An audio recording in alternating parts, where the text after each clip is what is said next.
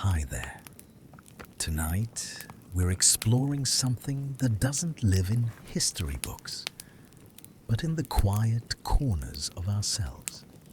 It's the feeling that lingers after a mistake, the thought that maybe you could have done better or been more. Take a slow breath. Picture yourself waking up, and before you even open your eyes, that little voice greets you, gentle but heavy. The language of insecurity. It speaks softly, but it never seems to stop. Tonight, we'll walk together through the landscape of insecurity, not to judge it, not to fight it, but to understand it, to see where it comes from, how it grows, and what it means to carry it as part of being human. We'll explore the whispers that tell us we're not enough, the standards we measure ourselves against, and the quiet ways we try to protect ourselves from the ache of feeling inadequate. But more than that, we'll discover something unexpected. That insecurity, for all its pain, has something to teach us. That the very sensitivity that makes us vulnerable also connects us to each other. That the journey toward wholeness doesn't require perfection, just honesty and compassion. So settle in. Let the day fall away. This is a story about all of us, told slowly, gently, in the language we all understand, even when we wish we didn't. The voice that greets you. There's a peculiar thing about insecurity. It doesn't announce itself with trumpets or dramatic entrance. It arrives like morning fog, soft and persistent, settling over everything until you can't quite remember what clarity looked like. For some, it's the first thought upon waking. For others, it waits until a quiet moment, a glance in the mirror, a conversation that didn't go quite right. You know the voice I'm talking about, the one that notices everything you wish it wouldn't, the way your laugh sounds in a crowded room, the moment of silence after you speak, which it immediately interprets as judgment. The comparison it draws between you and everyone else, always finding you on the shorter end of the measuring stick. This voice has a peculiar quality. It sounds like you, but it doesn't feel like a friend. It knows exactly which words to use, which memories to reference, which fears to whisper about in the dark. It's been with you so long that sometimes you forget it's possible to think any other way. Imagine a child, maybe 6 years old, standing in line at school. Someone makes a comment about their ears, their height, the way they pronounce a certain word. It's a small moment, lasting maybe 3 seconds. Everyone around them forgets it almost immediately. But something happens in that child's mind. A tiny seed is planted. Not the seed of the insecurity itself, but the seed of self-consciousness. The awareness that others are watching, evaluating, forming opinions. This is how it often begins.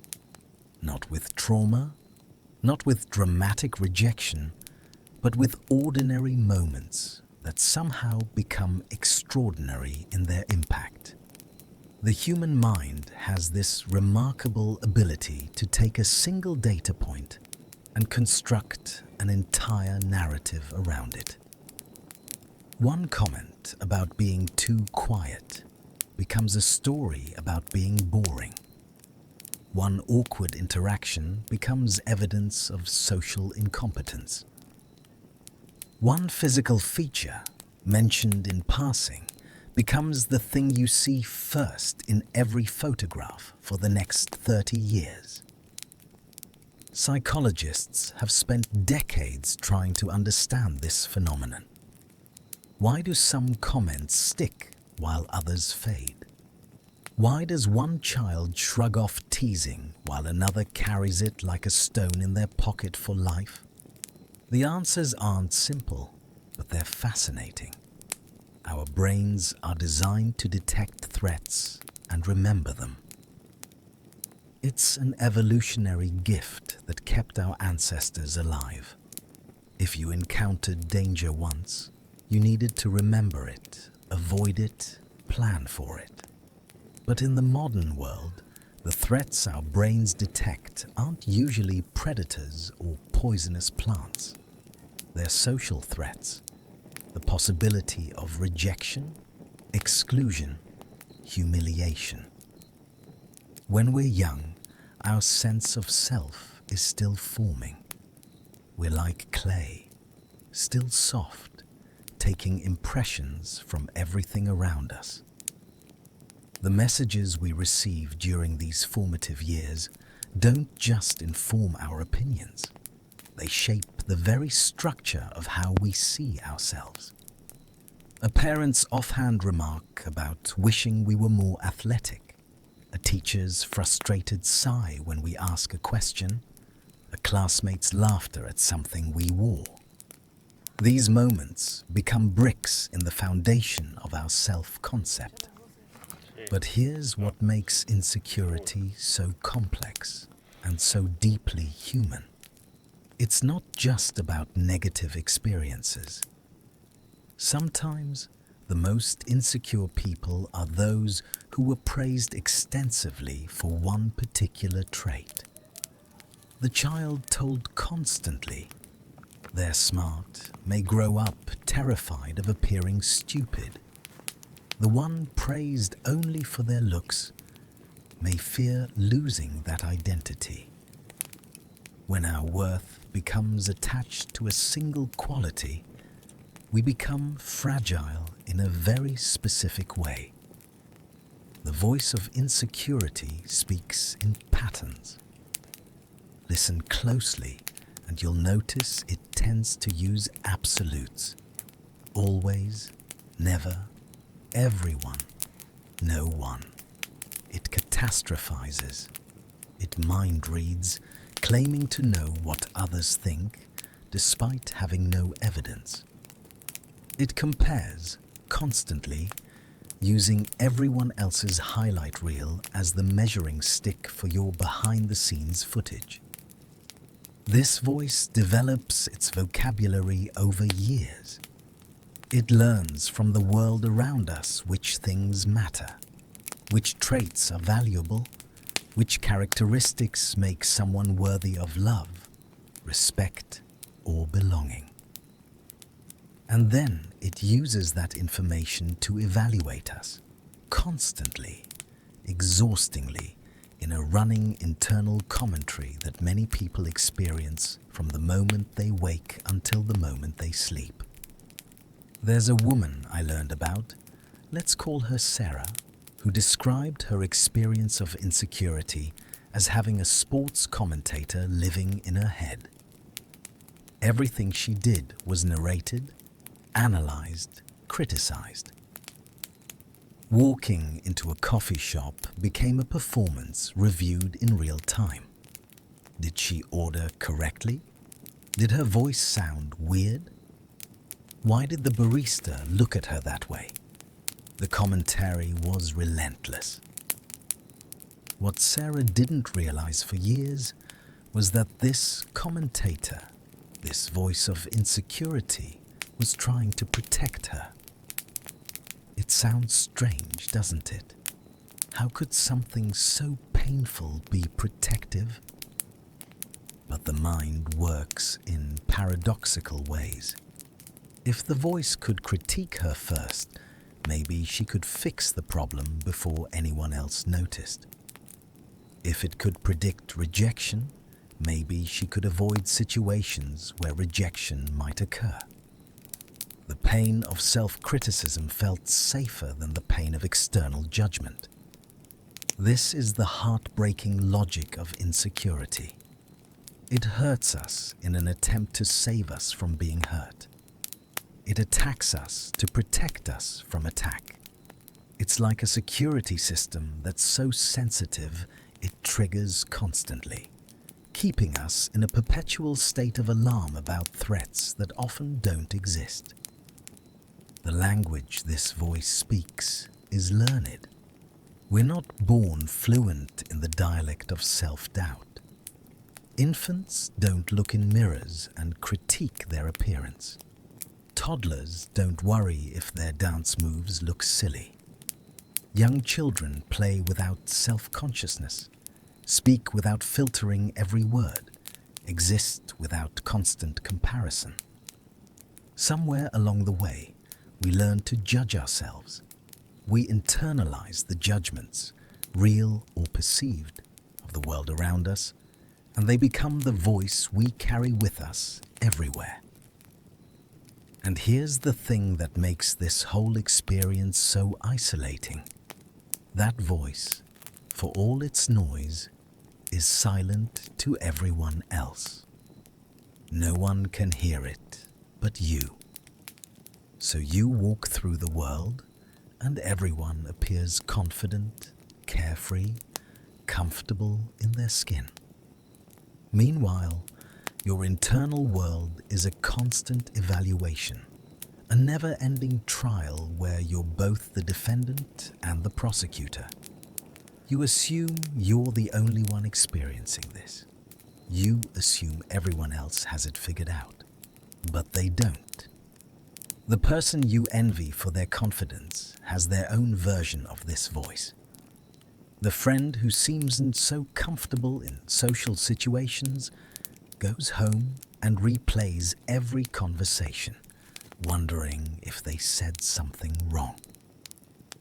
The colleague who appears effortlessly put together spends an hour each morning trying to look acceptable enough to face the world. We all carry this voice. The specific words might differ. The particular insecurities might vary, but the fundamental experience of feeling somehow not quite enough is remarkably universal. There's something profound in recognizing this. Not to minimize anyone's pain, but to understand that you're not alone in it. The isolation of insecurity is partly an illusion created by the fact that we can't hear each other's internal voices. We only see the exterior presentation, which almost everyone works hard to make look better than they feel. Tonight, as we continue this exploration, we're going to trace insecurity back to its roots. We'll look at how it develops, what maintains it, how it affects every corner of our lives. But we'll also look at something more hopeful. How understanding this voice can help us change our relationship with it. How the very fact that it's learned means it can be unlearned, or at least its volume can be turned down. For now, just notice it. The voice of insecurity, speaking its particular language in your mind. Notice it without judgment, without trying to argue with it or push it away. Just observe it, the way you might notice the sound of rain on a window. It's there. It's real. It's part of your experience. And that's okay. We'll explore what to do with it later. Right now, it's enough just to acknowledge its presence, to recognize that you're not the only one who hears a voice like this. The fog of insecurity may be dense, but we're going to walk through it together. And sometimes, understanding where fog comes from is the first step toward finding your way through it. The origins, where insecurity is born. Every story has a beginning, And the story of insecurity is no exception. But unlike fairy tales with clear starting points, the origins of our self-doubt are usually subtle, woven into the fabric of ordinary days in ways we don't recognize until much later. Let's start at the very beginning of human development.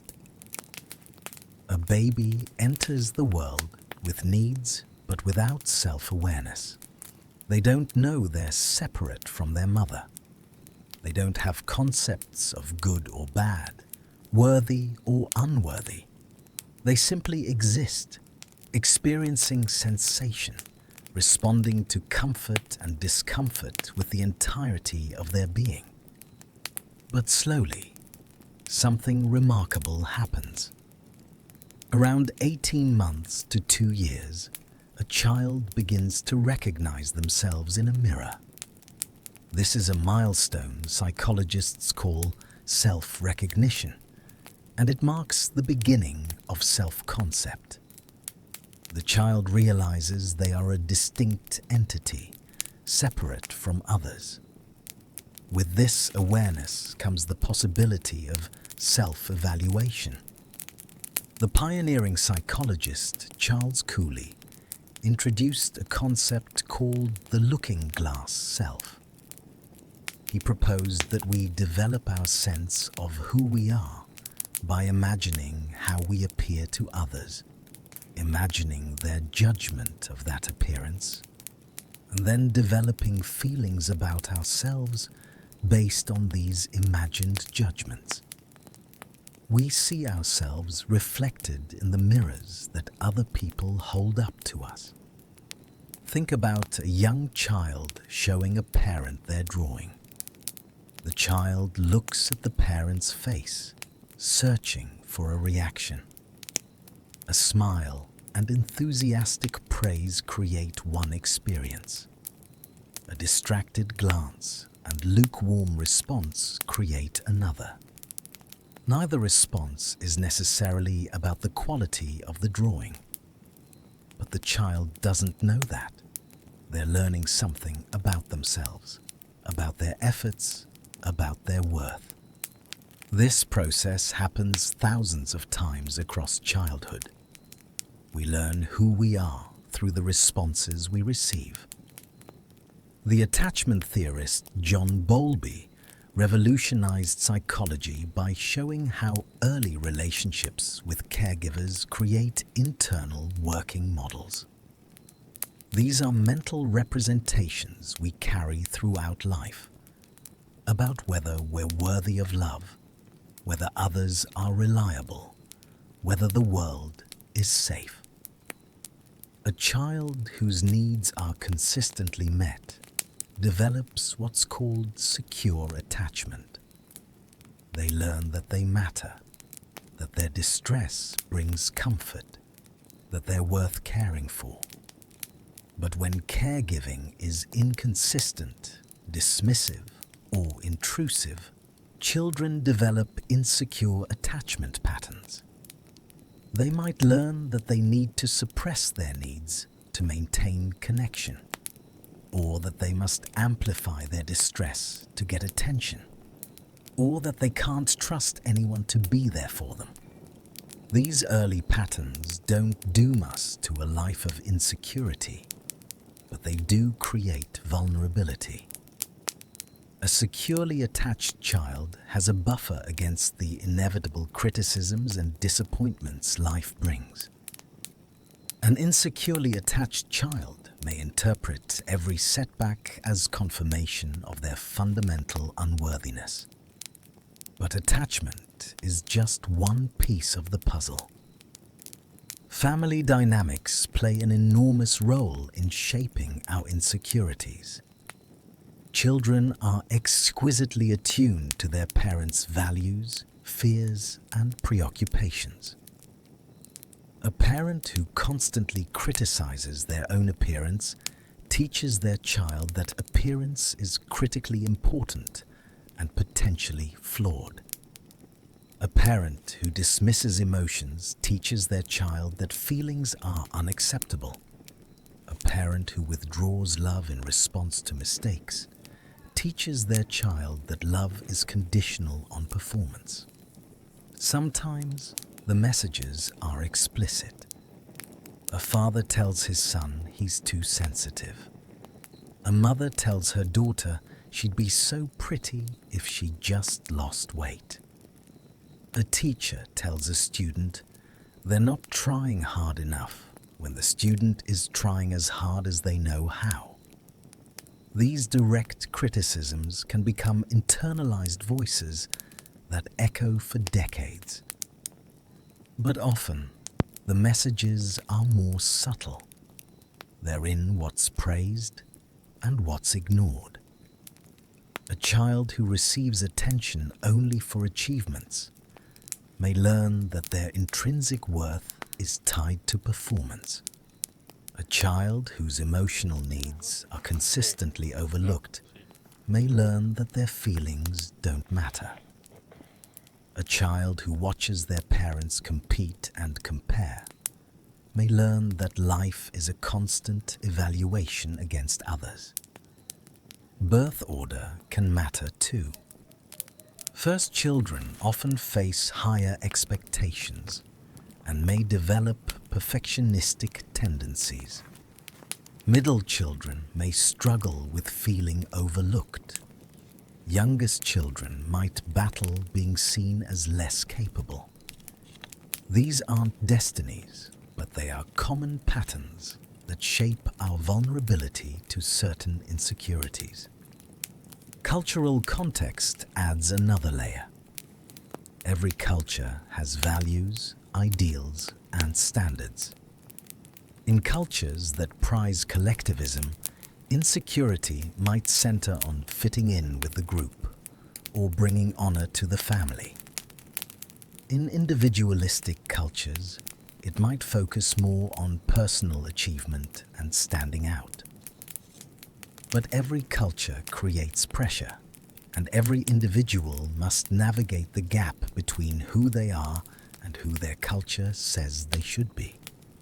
Trauma, of course, can be a powerful origin point for insecurity. A child who experiences abuse, neglect, or abandonment may develop deep-seated beliefs about being defective or unlovable. But what's important to understand is that trauma isn't always dramatic. Developmental trauma can occur through persistent emotional unavailability, chronic criticism, or simply growing up in an environment where a child never feels truly seen or valued. Psychologist Erik Erikson outlined 8 stages of psychosocial development, each presenting a crisis that must be resolved. In early childhood, the crisis is autonomy versus shame and doubt. Children need to develop a sense of personal control and independence. If they're overly controlled, criticized for their attempts at independence, or made to feel incompetent, they may develop shame about their abilities and doubt about their judgment. Later comes initiative versus guilt, where children begin to assert power through play and social interaction. Then industry versus inferiority, where children develop competence through social and academic activities. At each stage, negative experiences can plant seeds of insecurity that bloom later in life. Adolescence is a particularly vulnerable time for the development of insecurity. The developmental task of this stage is identity formation. Who am I? What do I value? Where do I fit? These questions are normal, but they can be agonizing. The adolescent brain is undergoing massive reorganization, particularly in areas related to social perception and emotional regulation. At the same time, Adolescents become intensely focused on their peer group. The opinions of friends and classmates suddenly matter enormously. Social comparison becomes constant and often cruel. Add to this the physical changes of puberty, which rarely happen at a convenient pace or in ways that match societal ideals. And you have a perfect storm for the development of insecurity. A teenager who develops earlier or later than peers may feel out of sync. One whose body doesn't match cultural beauty standards may develop body image issues that persist for life. One who struggles socially may develop beliefs about being fundamentally unlikable. These aren't just phases. Research shows that many adult insecurities have roots in adolescent experiences. The role of peers becomes crucial. Bullying, whether overt or subtle, can create lasting psychological wounds. But even without bullying, the simple experience of social comparison in an environment where everyone is desperately trying to figure out their identity can be damaging. You compare your confused interior to everyone else's carefully curated exterior and conclude that something is wrong with you. Social learning theory, developed by Albert Bandura, helps us understand another mechanism through which insecurity develops. We learn not just through direct experience, but through observation. A child who watches their parent agonize over their appearance learns that appearance is something to agonize over. A child who observes a sibling being praised for a particular trait may feel inferior for lacking it. We model what we see, and if what we see is insecurity, we may learn to be insecure. There's also the role of temperament to consider. Some people are born with a more sensitive nervous system. They feel things more intensely, notice subtle social cues more readily, are more affected by criticism. This isn't a weakness. It's a trait that can be a gift, allowing for deep empathy and creativity. But it also creates vulnerability. A highly sensitive child in a harsh environment will develop different insecurities than a less sensitive child in the same situation. The fascinating thing about human development is how resilient we are, and yet how deeply certain experiences can affect us. Two children can have similar experiences and develop very different patterns. One might develop insecurity, while another develops determination.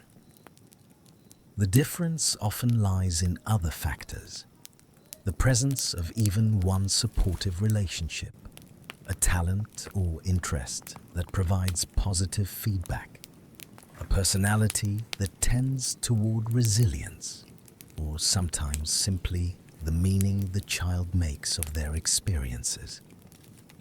This is important to understand. The origins of insecurity aren't about blame.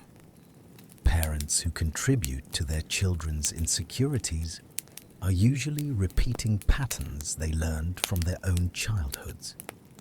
Peers who tease or exclude are often acting out of their own insecurities. Teachers, coaches, and other adults who deliver wounding messages are typically overwhelmed, unconscious, or operating from outdated paradigms about motivation and discipline. Understanding origins isn't about finding someone to blame. It's about tracing the path backwards so we can understand the landscape.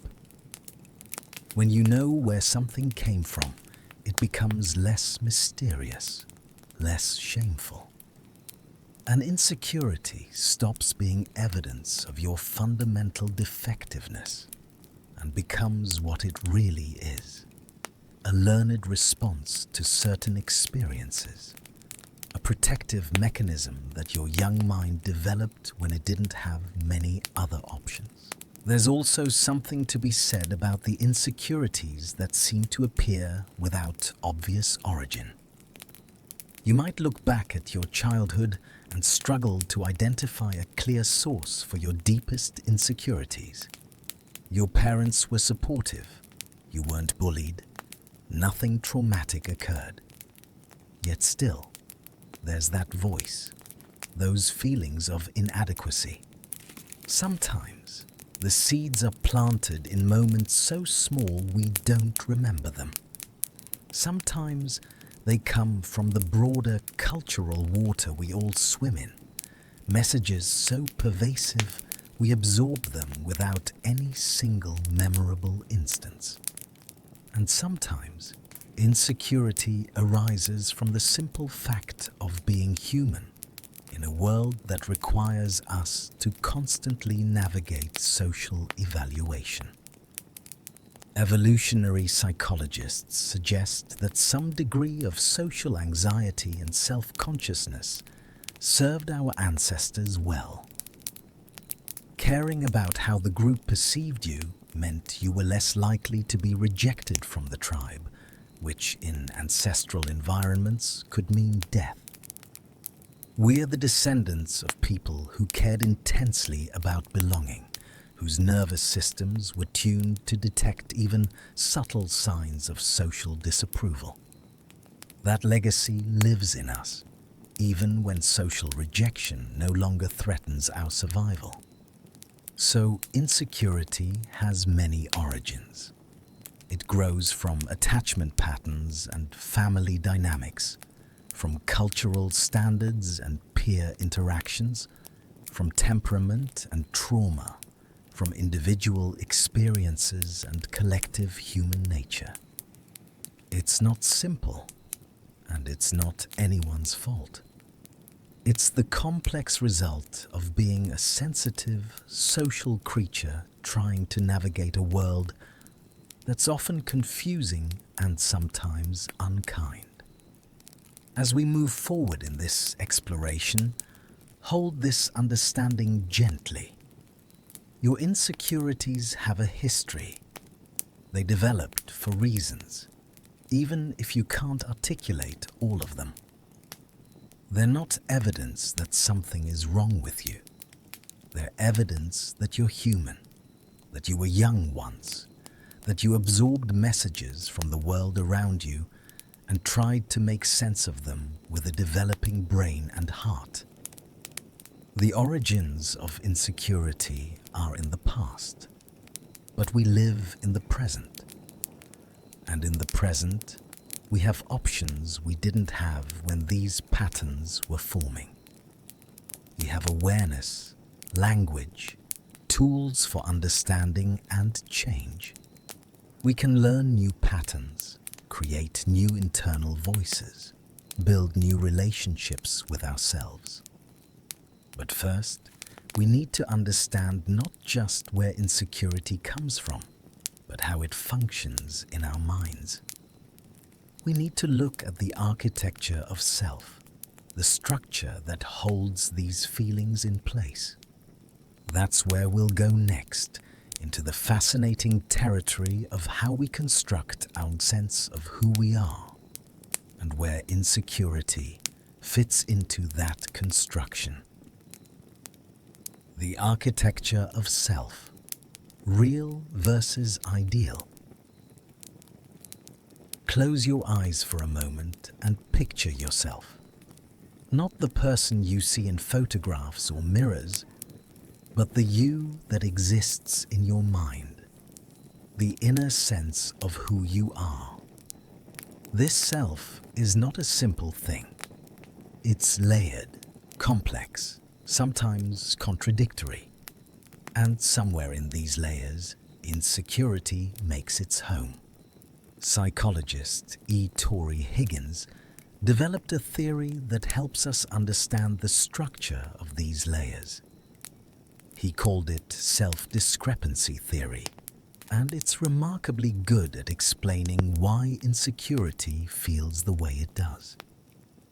According to Higgins, we don't have just one self. We have at least three: the actual self, the ideal self, and the ought self. The actual self is who you believe you currently are. Your traits, abilities, characteristics as you perceive them.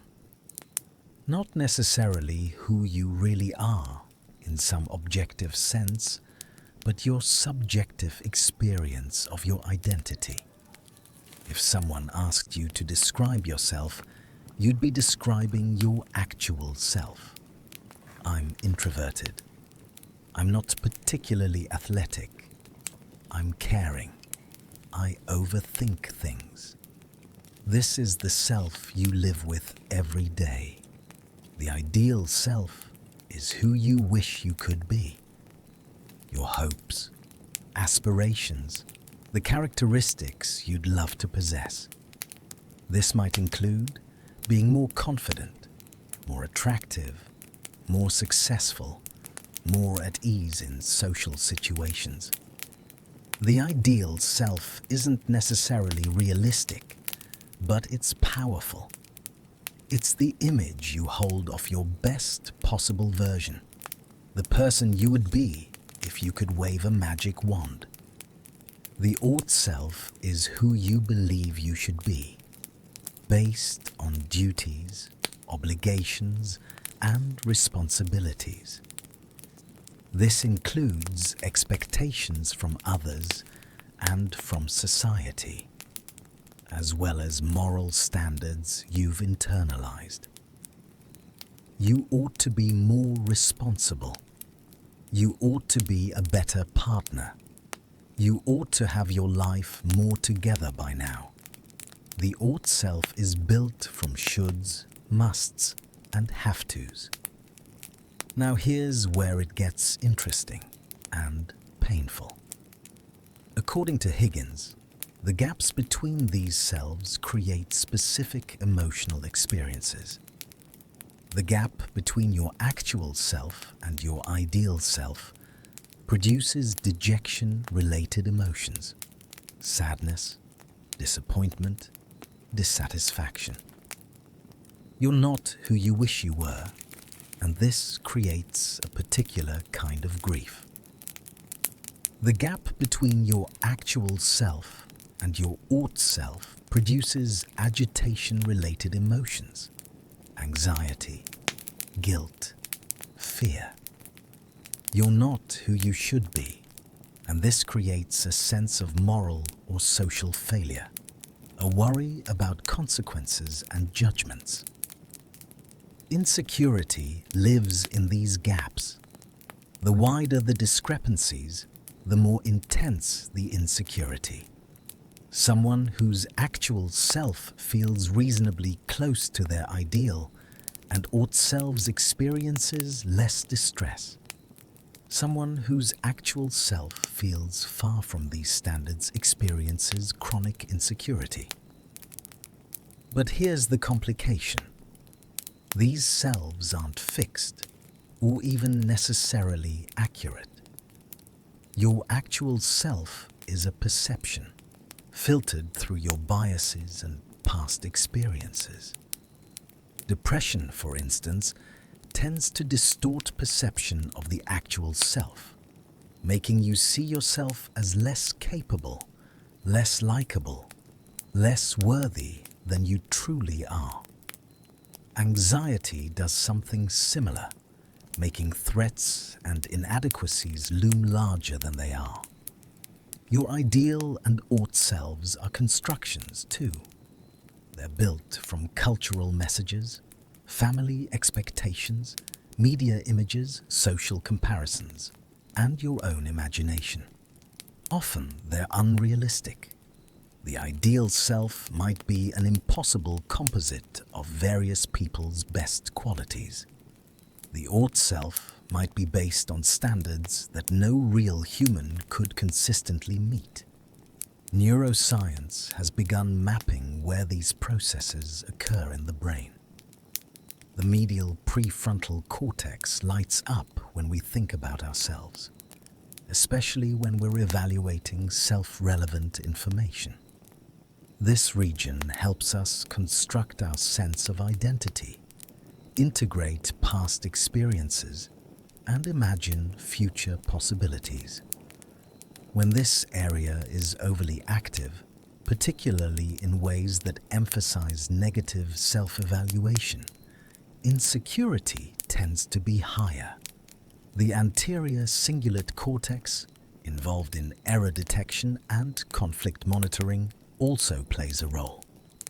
This region essentially acts as an alarm system, alerting us when there's a mismatch between what is and what should be. In people with high insecurity, this system may be hyperactive, constantly detecting discrepancies between the actual self and ideal or ought selves. There's also fascinating research on social comparison, a process intimately connected to self-concept. Leon Festinger proposed that humans have an innate drive to evaluate their opinions and abilities, and in the absence of objective standards, we do so by comparing ourselves to others. This isn't inherently problematic. Comparison can provide useful information and motivation, but it becomes problematic when it's constant. And when we consistently choose upward comparisons, comparing ourselves to people who seem better off. This is exactly what insecure people tend to do. They scan their environment for people who have what they lack, and each comparison reinforces the gap between actual and ideal selves. Social media has amplified this process exponentially. We're now exposed to carefully curated highlight reels of thousands of people's lives. Every moment of the day offers opportunities for upward comparison. Someone is always more attractive, more successful, more loved, more interesting than we perceive ourselves to be.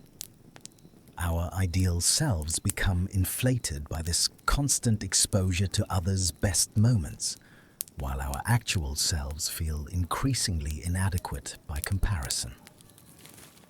The psychologist Karen Horney, one of the early feminist voices in psychology, wrote about what she called the tyranny of the should.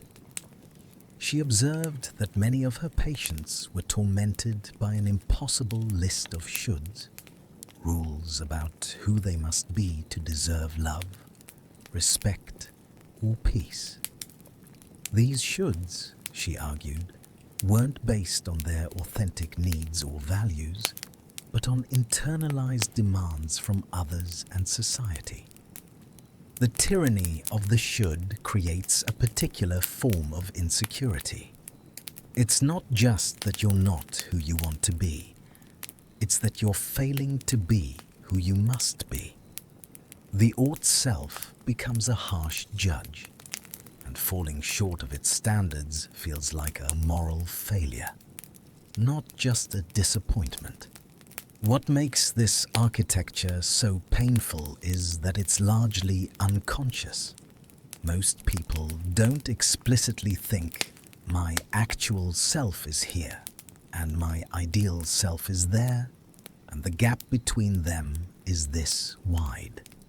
Instead, they just feel the chronic discomfort of that gap. They feel vaguely inadequate without understanding why. They experience persistent dissatisfaction without recognizing its structure. Bringing this structure into awareness can be transformative. When you start to see that you're measuring your messy, complex, real self against an idealized, often impossible standard, something shifts.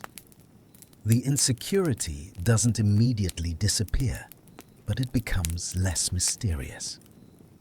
You can start asking questions. Is this ideal self actually what I want? Or is it what I've been told I should want? Are these standards fair? Where did they come from? The philosopher Søren Kierkegaard wrote about the concept of becoming who you are. It sounds paradoxical. How do you become what you already are? But he was pointing to something profound. There's the self that exists in potential, authentically yours, waiting to be realized.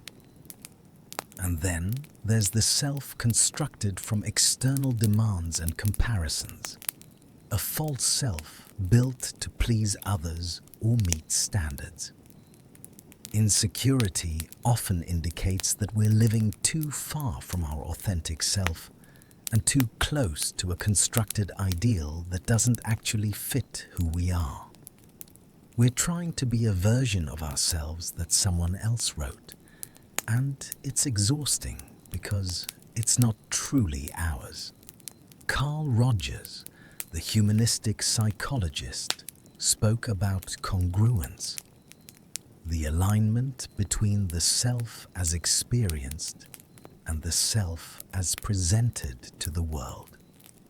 When there's a large gap, when we're constantly trying to be someone we're not, psychological distress results. He believed that much of human suffering comes from conditions of worth. The idea that we're only acceptable if we meet certain conditions. From childhood, many of us learn that love and acceptance are conditional. I'm valued when I achieve, when I'm good, when I don't cause problems, when I'm attractive, when I'm perfect. These conditions become part of our ought self. We believe we must meet them to be worthy. And when our actual self falls short, which it inevitably does because the conditions are often impossible, insecurity results. There's also the concept of possible selves, introduced by psychologists Hazel Marcus and Paula Neurius. These are the selves we could become, both hoped for and feared. The hoped-for possible self is similar to the ideal self, but more dynamic. It's not just an image, it's a motivation. It pulls us forward, encouraging growth and change. But we also have feared possible selves. The person we're terrified of becoming, alone, unsuccessful, unattractive, unlovable. These feared selves push us away from certain behaviors and choices, sometimes in helpful ways, but often in ways that create anxiety and restriction. Insecurity often involves being caught between a hoped-for self that feels unreachable and a feared self that feels dangerously close. The space between these selves is where we actually live. The actual self exists in this tension, pulled toward ideals, pushed from fears, measured against oughts. And for many people, this space feels uncomfortable, inadequate, not quite right. They spend so much energy trying to close the gaps that they forget to inhabit the self they actually are.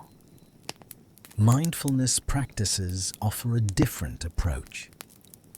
Instead of trying to close the gap between actual and ideal, mindfulness encourages non-judgmental awareness of the present moment, including awareness of the self as it currently is.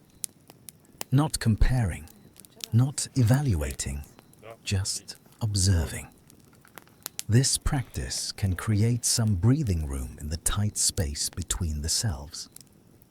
When you can observe your thoughts and feelings without immediately judging them as proof of inadequacy, something loosens.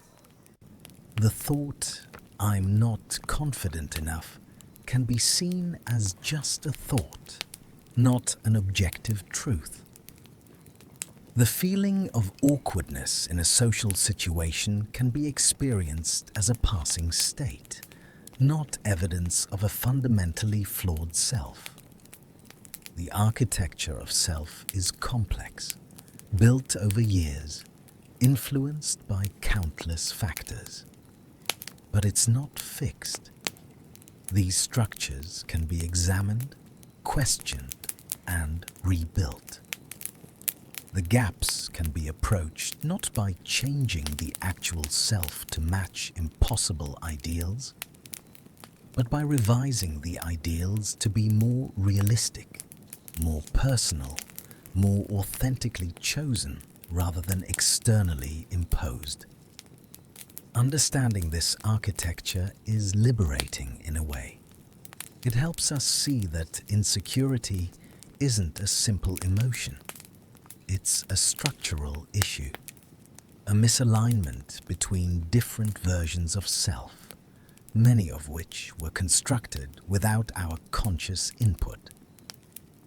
When we bring awareness to this structure, we gain the power to redesign it. Who do you actually want to be?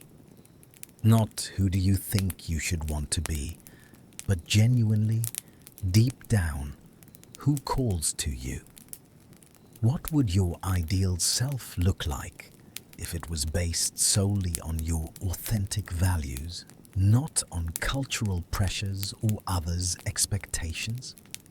What if your ought self was built on self-chosen commitments rather than internalized demands? These questions don't have quick answers, but asking them begins a process of moving from an architecture of self built by insecurity toward one built by intention, authenticity, and self-compassion. We'll explore more of this process later. For now, just notice the structure. Notice the selves you carry, the gaps between them, and the feeling of those gaps. Notice without judgment, with curiosity. The architecture of self can be observed, understood, and slowly, carefully rebuilt. Cultural mirrors. Society's role in shaping insecurity. We don't develop insecurity in a vacuum. Every moment of our lives, we're swimming in cultural water, absorbing messages about what matters, what's valued, what makes someone worthy. And these messages vary dramatically across time, geography, and culture. What's considered beautiful in one place is ordinary in another. What's shameful in one era is celebrated in another. Our insecurities are, in large part, cultural constructions. Let's start with an example that illustrates this beautifully. In Western cultures, particularly North America and Europe, tanned skin has been associated with health, vitality, and attractiveness for the past century or so. People spend money on tanning products and services. A tan is often seen as making someone more attractive. Yet, in many Asian cultures, fair or pale skin is the beauty ideal. People use whitening products and avoid the sun. The same physical trait, skin darkness, is valued completely differently depending on cultural context. This isn't random. It's tied to socio-economic factors. In the West, a tan suggests leisure time spent outdoors, perhaps on vacation. Historically, pale skin indicated indoor labor, working class status. In many Asian cultures, the association is reversed. Fair skin suggested wealth and the leisure not to work in fields under the sun, while tanned skin indicated agricultural labor and lower status. The point isn't which standard is correct.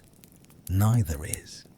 They're both arbitrary cultural associations that have become powerful enough to shape how millions of people feel about themselves. Someone with naturally fair skin might feel insecure in one culture and valued in another, simply because of these invented associations.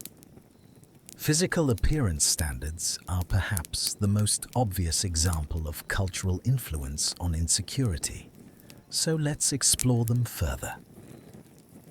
The anthropologist Margaret Mead studied different cultures and found remarkable variation in gender roles, beauty standards, and social ideals.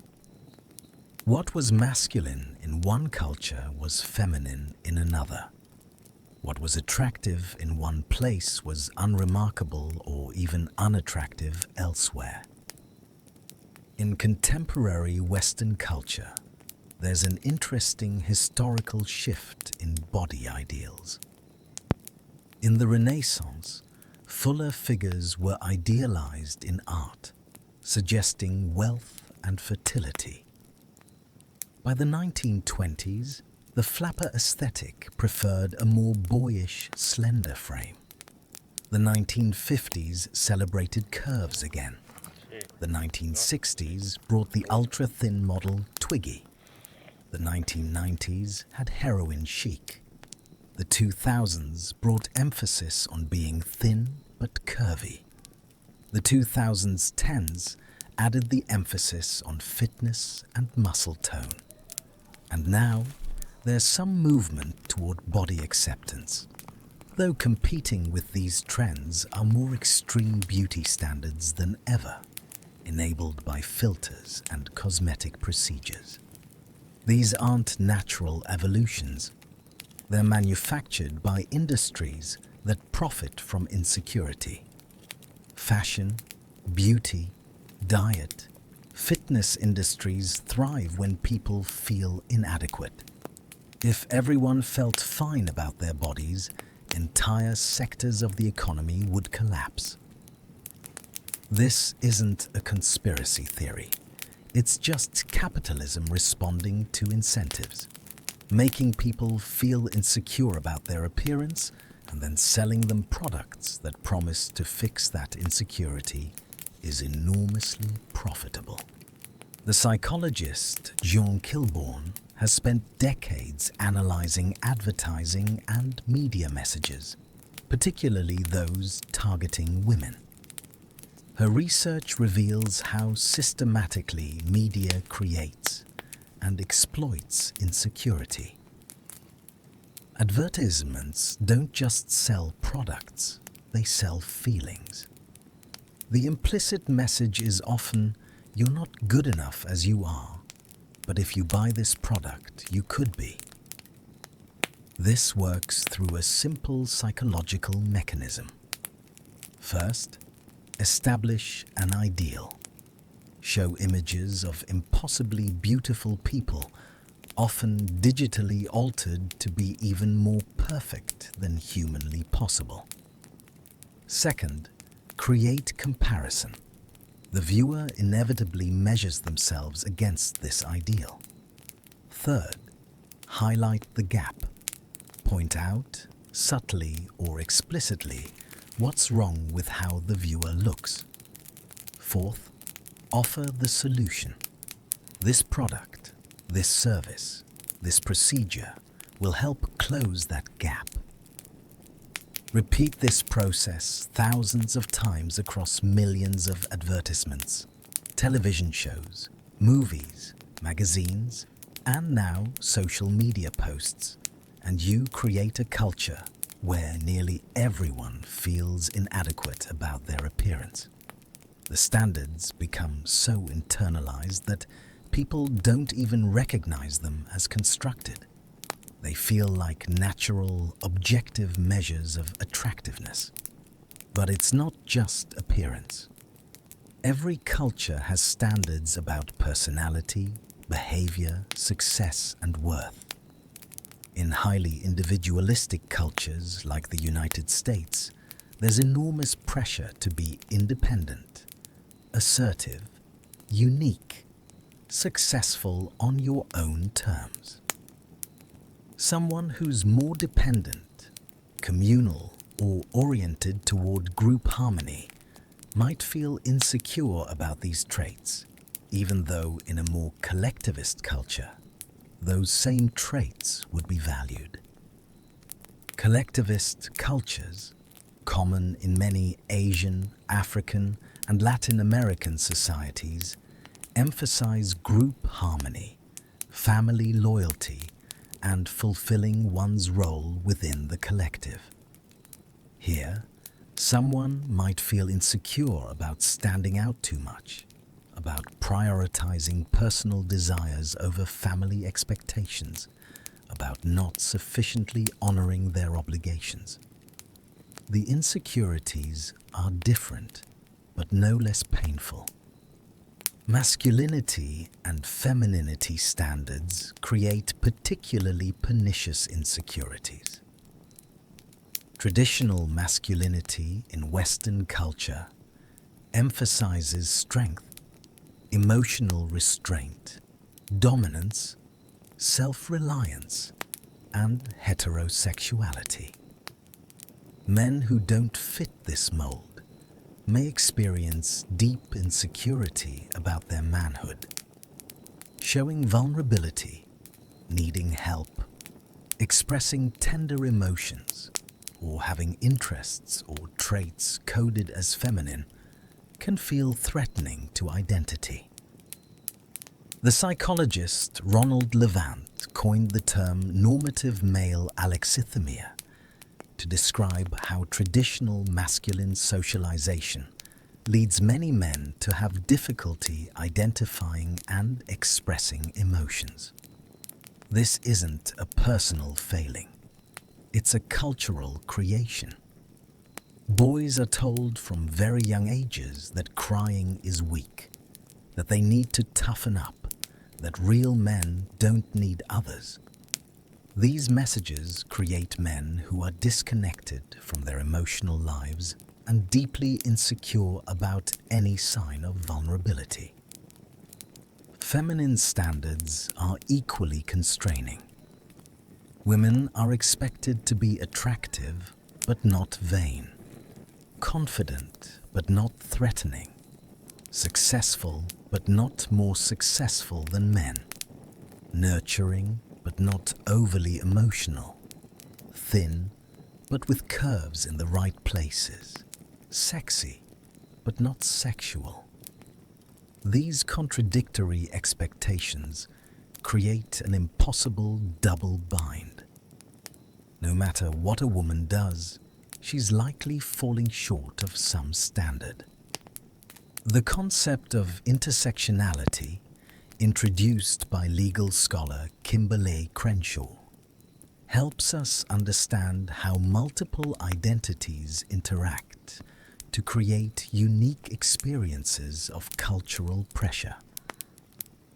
A black woman in America faces different standards and stereotypes than a white woman. A gay man faces different expectations than a straight man.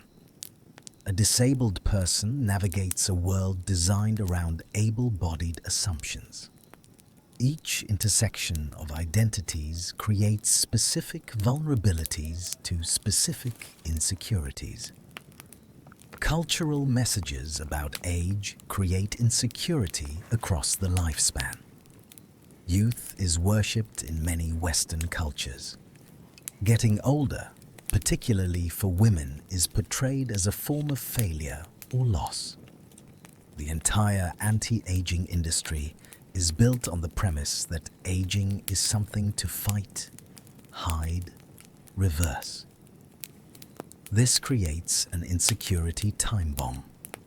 No matter how well you meet beauty standards when young, age will eventually make those standards unreachable, and our culture offers little positive narrative about aging. In contrast, some cultures revere elders, viewing age as bringing wisdom and status. Insecurity about aging is far less intense in these contexts. Again, the insecurity isn't about the objective reality of physical aging. It's about the cultural meaning assigned to that reality. Socioeconomic status and class create profound insecurities that are often less discussed than appearance or personality insecurities. In cultures that tie personal worth to financial success, not having enough money or the right markers of status becomes a source of shame. Even people who intellectually reject materialism often find themselves insecure about their economic position, comparing themselves to those who seem more successful. Class insecurity can be particularly painful because it's often invisible and unspeakable. People hide financial struggles, overspend to appear more affluent, or feel ashamed about their background. The cultural narrative that anyone can achieve success if they just work hard enough means that financial insecurity becomes interpreted as personal failure rather than systemic inequality. Educational attainment is another cultural marker that creates insecurity. In many contemporary cultures, having a college degree is seen as a minimum requirement for respect. People without higher education may feel insecure about their intelligence or worth, even if they're highly skilled and competent in their work. Conversely, in some contexts, being too educated, especially for women or in working-class communities, can create a different kind of insecurity about not fitting in. Race and ethnicity create insecurities shaped by centuries of oppression and ongoing discrimination.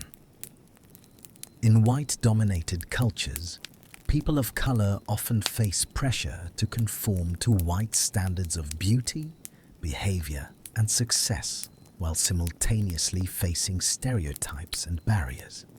This creates a painful double consciousness, described by W.E.B. Du Bois, of trying to see yourself through both your own eyes and the eyes of a culture that devalues your identity.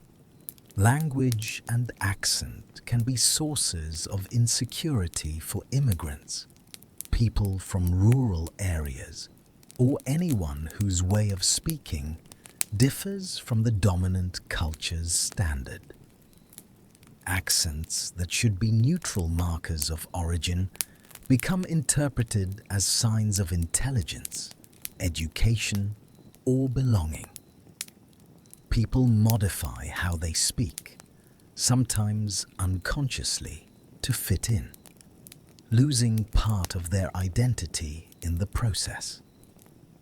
Religion and spirituality can create insecurity, particularly when someone's beliefs or lack thereof differ from their community's norms. In very religious communities, questioning faith can feel isolating and shameful. In secular communities, being openly religious might feel backward or unsophisticated. The insecurity isn't about the beliefs themselves, but about not fitting the expected norm. Sexual orientation and gender identity create intense insecurity in cultures that assume heterosexuality and cisgender identity as default. The pressure to hide, the fear of rejection, the internalized messages that something is wrong with you, all of these create profound insecurity. Even as acceptance grows in some cultures, the legacy of these messages affects many people's relationship with themselves. Now, let's talk about social media, which has turbocharged all of these cultural pressures. Never in human history have we been so constantly exposed to others' lives. Never have we had such ability to curate our presentation and such obligation to do so. Never have we been so vulnerable to immediate public judgment from hundreds or thousands of people. Social media creates what psychologists call social comparison on steroids. We compare our actual lives to others' curated highlights. We count likes and followers as measures of worth. We experience FOMO, fear of missing out, seeing everyone else seemingly living better lives. We deal with the pressure to present a perfect image while dealing with our messy reality privately. Research by psychologist Jean Twenge and others has found concerning correlations between social media use and mental health issues, particularly in teenagers and young adults. Rates of anxiety, depression, and insecurity have risen dramatically in the generation that's grown up with social media. The constant social comparison, the cyberbullying, the pressure to present a perfect image, all contribute to heightened insecurity. Filters and photo editing have created beauty standards that are literally impossible to meet because they're not real. People now feel insecure about not looking like digitally altered versions of reality. The gap between actual and ideal self has widened because the ideal is no longer even human. It's a computer-generated fantasy. Yet, here's what's important to understand about all of these cultural influences. They're powerful, but they're not inevitable. They shape us, but they don't have to define us. Every cultural standard is a construction, created by people, reinforced by institutions, and capable of being questioned and resisted. Recognizing the cultural roots of insecurity is liberating. It means your insecurities aren't evidence of personal deficiency. They're evidence that you're absorbing the messages of your culture, as every human does. The question becomes, which messages do you want to keep? Which standards do you actually value? Which insecurities are you willing to challenge? There are counter-cultural movements that resist dominant beauty standards, that celebrate body diversity, that question success narratives, that create space for different ways of being. These movements show that cultural standards can be challenged and changed. The fat acceptance movement, disability rights activism, LGBTQ+ pride, racial justice work, all of these challenge cultural narratives that create insecurity. On a personal level, developing media literacy helps. Learning to recognize when you're being manipulated, understanding how images are altered, questioning whose interests are served by making you feel inadequate. This doesn't eliminate insecurity, but it creates critical distance. You can observe cultural messages without automatically accepting them. Building relationships with people who hold different values can help too. If everyone in your circle buys into the same narrow standards, Those standards feel like objective reality. But when you connect with people who live by different values, who find beauty and worth in different ways, you realize how much is culturally specific and changeable. The cultural mirrors that reflect back our worth are distorted, shaped by profit, power, and arbitrary historical accidents. They show us not who we are, but who our culture wants us to think we should be. And we can learn to look at those mirrors with a critical eye, to recognize the distortion, and to find other ways of seeing ourselves. Ways that are kinder, more expansive, more authentically connected to who we actually are, rather than who we're told we should be. The body remembers. Physical insecurities. Take a moment to notice your body, not to judge it, just to feel it. The weight of your head on your neck, your breath moving in and out, the places where your body touches the surface beneath you. Your body is the home you live in every moment of every day. And for many people, that home doesn't feel safe or comfortable. It feels like a source of constant worry, evaluation, and shame. Physical insecurities occupy a unique space in the landscape of self-doubt.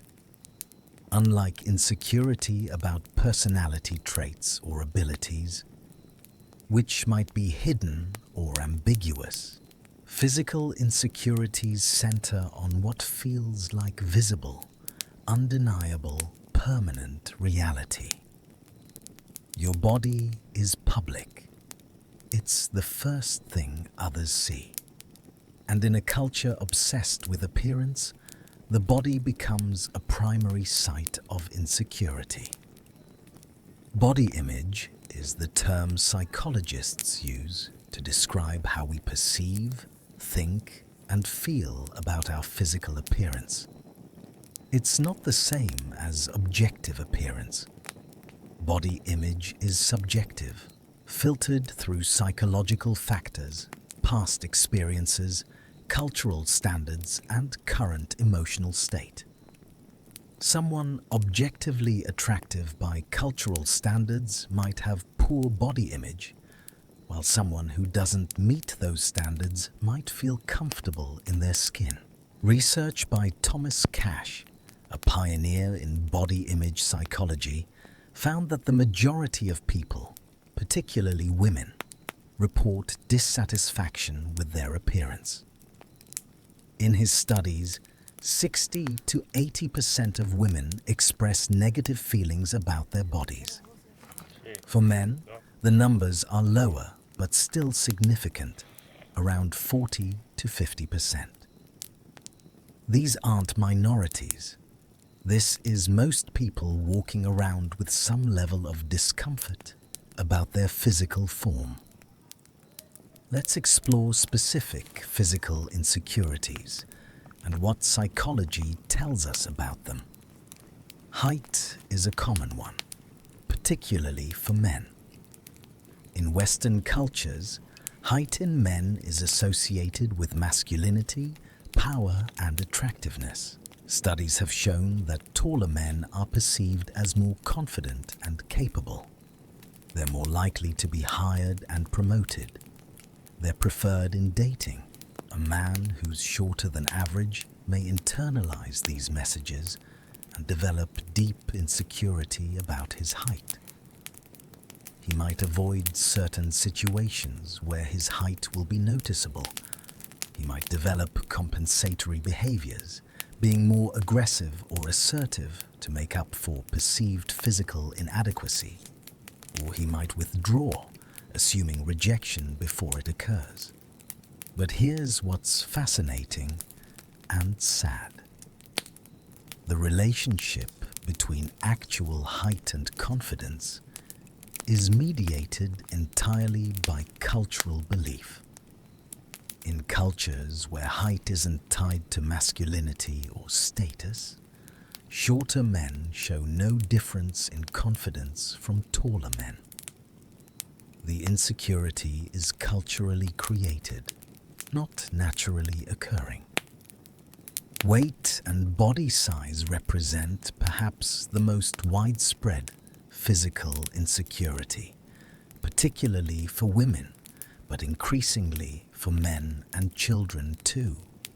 The psychology of weight-based insecurity is complex, tied to health concerns, cultural beauty standards, moral judgments about self-control, and a massive diet industry that profits from that insecurity.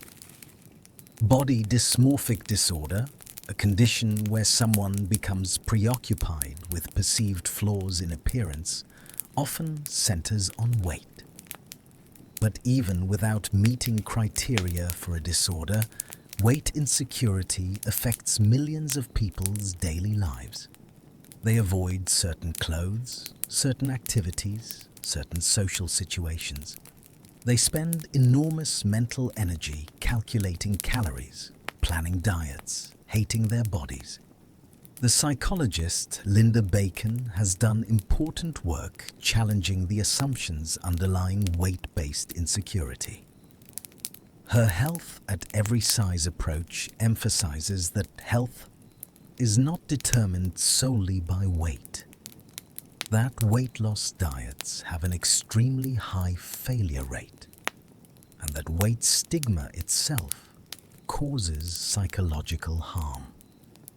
This research suggests that much weight-based insecurity is misplaced, focusing on a number on a scale rather than actual well-being.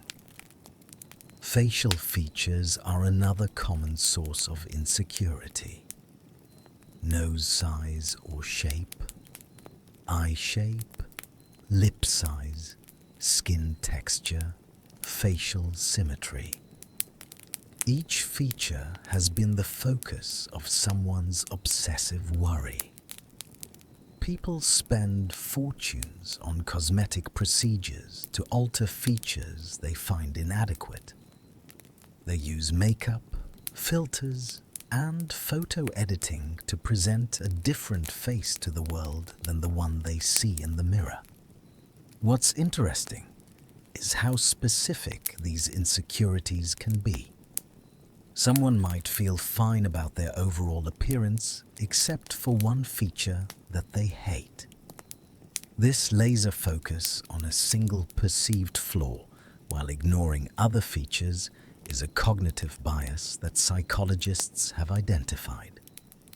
We zoom in on what we dislike and filter out anything that contradicts our negative self-perception.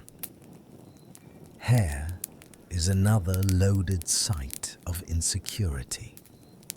Baldness for men, thinness or texture for women, premature graying, having hair that doesn't match cultural ideals. For people of color, particularly black people, hair insecurity is complicated by centuries of discrimination and messages that natural hair is unprofessional or unattractive. The decision about whether to style hair naturally or modify it to match white standards is fraught with political and personal meaning. Skin is a huge focus of insecurity. Acne, scarring, birthmarks, skin conditions like eczema or psoriasis, skin color, aging signs like wrinkles and age spots. The skincare industry is massive, and much of it runs on creating insecurity and promising solutions. Clear, youthful, even-toned skin is held up as the ideal, and anything that deviates becomes a flaw to be corrected. For many people with visible disabilities or physical differences, the insecurity is compounded by others' reactions, staring, questions, assumptions about capability or intelligence based on appearance.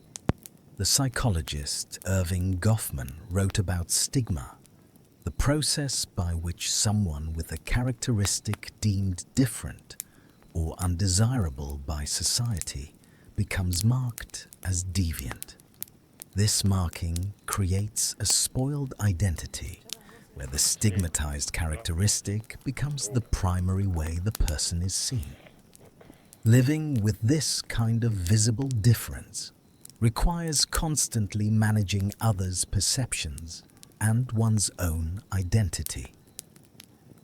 Do you draw attention to your difference or ignore it? Do you educate others or get frustrated by constant questions? The labor of this management is exhausting and can deepen insecurity.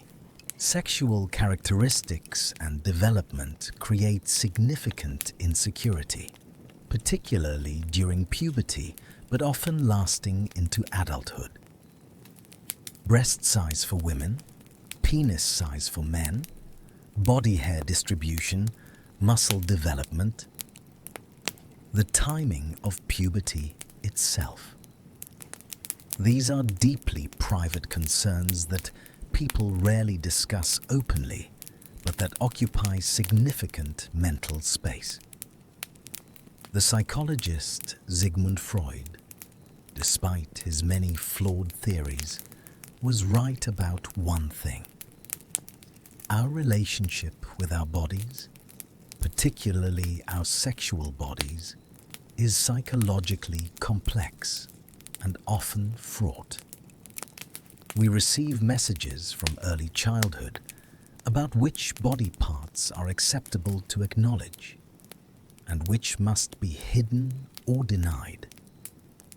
This creates a split relationship with our physical form. Aging brings its own set of physical insecurities: gray hair, wrinkles, sagging skin, weight redistribution, decreased physical capability. In cultures that worship youth, aging becomes something to fear and fight. The term anti-aging is ubiquitous in marketing, as if aging is a disease to be cured rather than a natural process. Women face particular pressure around aging. The sexual market value, a term used in some evolutionary psychology circles, is said to decline for women as they age, while increasing for men. Whether or not this is actually true, the cultural belief in it creates anxiety. Women are told they're invisible or undesirable after a certain age, and this message, internalized, creates profound insecurity. Now, here's what's crucial to understand about physical insecurity. The body itself is often not the problem. The problem is the meaning we attach to physical characteristics, meaning that comes largely from culture, media, and early experiences. A nose is just a nose until someone tells you it's too big, too flat, wrong in some way. Then it becomes a problem, something to be self-conscious about, evidence of inadequacy. The field of somatic psychology has shown that we don't just think about our bodies. We experience our bodies from the inside. Interoception, the sense of internal bodily states, affects how we feel emotionally. When we're chronically tense, holding our bodies in defensive postures due to insecurity, this physical tension affects our emotional state. The body and mind aren't separate, They're a unified system. Trauma researcher Bessel van der Kolk wrote, "The body keeps the score," exploring how traumatic experiences are stored in the body, not just in conscious memory. Physical insecurity often has roots in embodied memory. A child who was mocked for their appearance might carry that experience in their body as chronic tension, disconnection from physical sensation, or disgust when looking at their reflection. Healing physical insecurity often requires reconnecting with the body as a felt experience rather than just an evaluated image. Practices like yoga, dance, martial arts, or simply mindful movement can help people experience their bodies as sources of sensation, capability, and aliveness rather than objects to be judged. The concept of body neutrality has gained traction as an alternative to body positivity. Body positivity says you should love your body. Body neutrality says you don't have to love it. You can simply accept it as the vehicle that allows you to experience life. You can appreciate what your body does rather than what it looks like. This shift from appearance to function is powerful. Your legs might not look the way you wish they did, but they carry you places. Your stomach might not be flat, but it digests food that fuels you. Your hands might look aged, but they can create, touch, express. When we focus on capability and experience rather than aesthetics, insecurity naturally decreases. There's also the practice of mindful body awareness, paying attention to bodily sensations without judgment. Noticing where you hold tension, observing the feeling of breath, experiencing the body from the inside out rather than from the outside in. This practice, over time, can shift your relationship with your physical form. Understanding that physical insecurity is learned means it can be unlearned, not overnight, not easily, but gradually, through challenging the stories you tell about your body, questioning the standards you measure against, practicing compassion toward your physical form, and building a relationship with your body based on something other than appearance. Your body is not an ornament. It's not a project to perfect. It's the living, breathing organism through which you experience existence. Every mark, every curve, every supposedly wrong feature is part of the unique physical form that houses you. And learning to be at home in that form, or at least at peace with it, is one of the kindest things you can do for yourself. The invisible wounds, personality, and performance, insecurities. Physical insecurities, painful as they are, have a certain concreteness.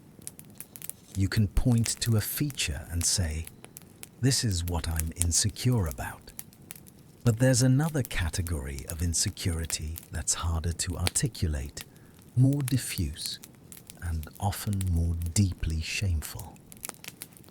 These are insecurities about who you are rather than how you look. Insecurities about your personality, your intelligence, your competence, your fundamental worthiness as a person. Let's start with one of the most common, impostor syndrome. This term was coined in 1978 by psychologists Pauline Clance and Suzanne Imes. They were studying high-achieving women who, despite external evidence of their competence, believed they were frauds who had somehow fooled everyone into thinking they were smarter or more capable than they actually were. The imposter phenomenon, as it's sometimes called, involves persistent feelings of intellectual phoniness, inability to internalize success, and fear of being exposed as a fraud. People experiencing this attribute their successes to luck, timing, or deceiving others into overestimating their abilities. They live in constant fear that they'll be found out, that someone will realize they don't deserve their position or achievements. What's fascinating is that imposter syndrome is most common in high achievers. It's not correlated with actual incompetence. In fact, it's often the most capable people who feel like imposters. Why? Several reasons. High achievers often have perfectionist standards, so even excellent performance feels inadequate. They may have been praised as children for being smart, creating pressure to maintain that identity. They may work in competitive fields where there's always someone more accomplished to compare themselves to. Research has shown that imposter feelings are particularly common in contexts where someone is a minority. Women in male-dominated fields, people of color in predominantly white institutions, first-generation college students in elite universities. When you're different from most people around you, and when you're aware of stereotypes suggesting you don't belong, every difficulty feels like confirmation that you're an imposter. The psychologist Valerie Young identified 5 imposter syndrome subtypes. The perfectionist sets impossibly high standards and beats themselves up for even small mistakes. The superwoman or superman believes they must excel in all roles: parent, worker, friend, partner. The natural genius believes competence should come easily, so struggling means inadequacy. The soloist believes asking for help proves fraudulence. And the expert believes they must know everything before they're legitimate. These patterns create exhausting internal lives, constant self-monitoring, overwork to prove worth, reluctance to take risks or try new things where competence isn't assured, difficulty accepting compliments or success. The irony is that imposter syndrome often drives people to work harder, creating external success that never translates into internal confidence. Social anxiety represents another form of personality-based insecurity. It's more than ordinary shyness. It's an intense fear of social situations where one might be judged, embarrassed, or rejected. People with social anxiety often experience catastrophic thoughts about social interactions. They'll assume I'll say something stupid.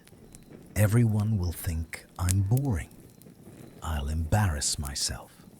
I'll be rejected. These aren't just passing worries.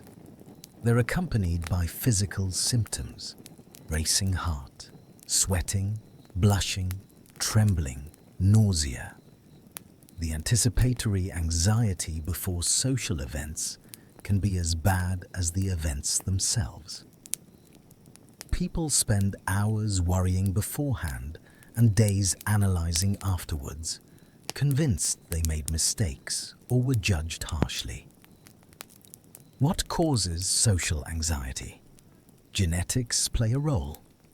Some people have more reactive nervous systems, but psychology also matters.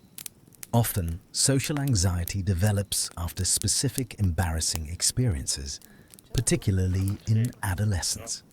Or it grows from chronic criticism or perfectionist family environments where mistakes were harshly judged. The core belief underlying social anxiety is usually something like, I'm fundamentally flawed, and if people see the real me, they'll reject me. Rejection sensitivity is related but distinct. Some people have a heightened sensitivity to detecting and reacting to rejection. They anxiously expect rejection, readily perceive it even in ambiguous situations, and overreact to it emotionally. This creates a self-fulfilling prophecy. The anxious expectation makes them behave in ways, defensive or clingy, that can actually push people away, confirming their fears. Psychologist Geraldine Downey's research on rejection sensitivity shows it often develops from experiences of inconsistent caregiving or rejection in childhood. If love and acceptance were unpredictable, you learn to be hypervigilant for signs of rejection. As an adult, you carry that vigilance into relationships, constantly scanning for threats that may not be there. Intelligence, insecurity takes various forms. Some people worry they're not smart enough, fearing their intellectual limitations will be exposed.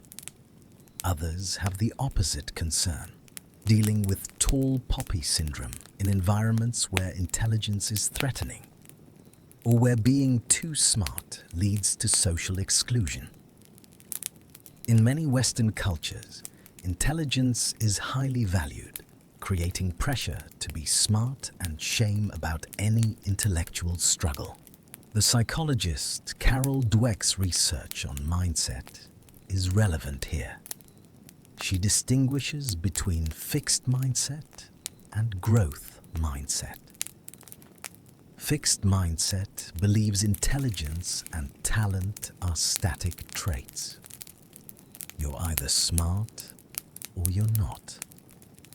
This creates fragility. If you're smart, you must prove it constantly and avoid situations where you might fail. If you believe you're not smart, you give up trying. Growth mindset sees intelligence as developable through effort and learning. This creates resilience. Struggles and mistakes become opportunities to grow rather than evidence of inadequacy. People with growth mindset are less insecure about their intelligence because they don't see it as a fixed judgment about their worth. Creativity, insecurity affects people in artistic and innovative fields. The blank page, the canvas, the silence before creation, these can be terrifying. There's vulnerability in creating something and putting it into the world. What if it's bad? What if people judge it harshly? What if you discover you lack talent? These fears can lead to creative blocks, perfectionism that prevents finishing work, or never sharing what you create.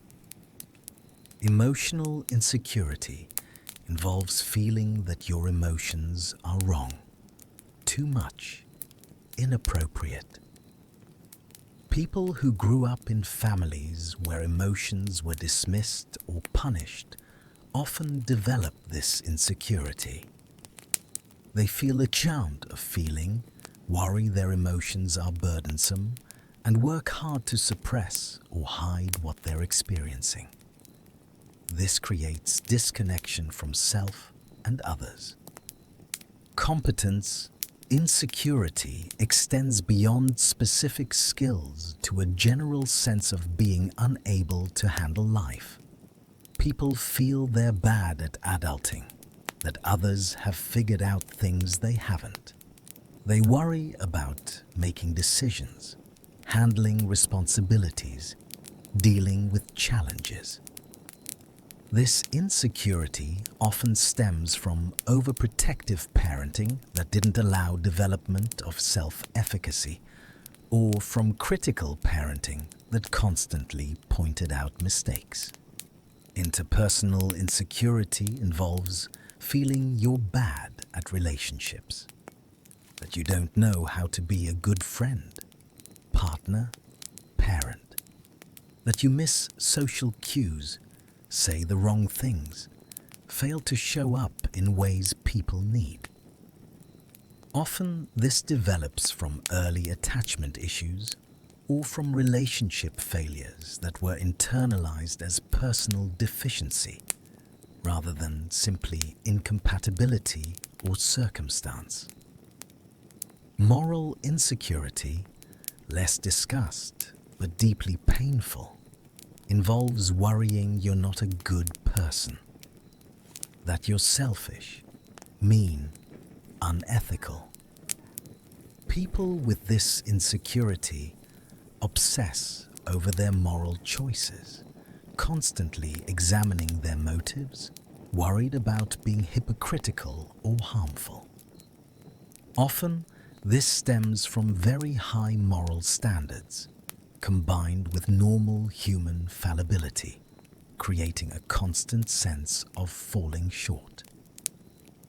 What all these personality and performance insecurities share is invisibility to others and a deep sense of shame.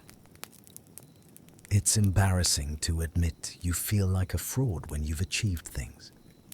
It's vulnerable to say you're terrified of social situations. It's shameful to admit you doubt your intelligence or competence. So people hide these insecurities, often successfully, creating the illusion that everyone else is confident while you alone struggle. These insecurities also share a quality of totality. When you're insecure about your appearance, you can sometimes escape through accomplishment or relationship.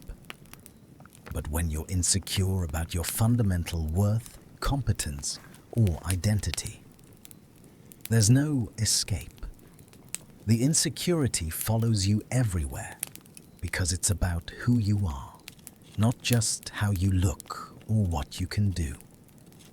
Healing these invisible wounds requires first making them visible, at least to yourself. Acknowledging that you feel like an impostor, that you're terrified of rejection, that you doubt your competence. Speaking these fears out loud to a therapist or trusted person reduces their power. Shame thrives in secrecy. Exposure to compassionate witness helps shame dissolve. It also requires separating performance from identity. You can do something poorly without being a bad or inadequate person. You can make mistakes without being a mistake. You can have limitations without being limited. This separation is difficult when you've spent years collapsing the two, when your sense of worth has been entirely contingent on performance or achievement. Self-compassion becomes essential. The psychologist Kristin Neff defines self-compassion as having three components: self-kindness versus self-judgment, common humanity versus isolation, and mindfulness versus over-identification. When you relate to yourself with compassion, you treat yourself the way you'd treat a friend who's struggling. You recognize that struggle is part of being human, not evidence of personal failure. And you hold your experience in balanced awareness rather than being consumed by it. The personality and performance insecurities cut deep precisely because they're about our sense of self. But they also offer profound opportunities for growth. Working through them requires developing a more solid, compassionate, authentic sense of who you are. One that's not contingent on external validation, not dependent on constant achievement, not requiring perfection. This is hard work, but it's also liberating work, freeing you from the exhausting performance and allowing you to simply be.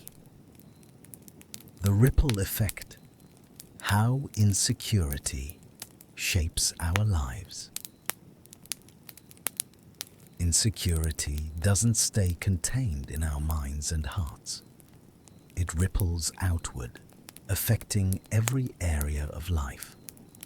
The ways we relate to others, the choices we make about careers and opportunities, our physical health, even the person we become over time. Understanding these ripple effects helps us see why addressing insecurity matters. It's not just about feeling better, it's about living more fully. Let's start with relationships, where insecurity's effects are perhaps most visible.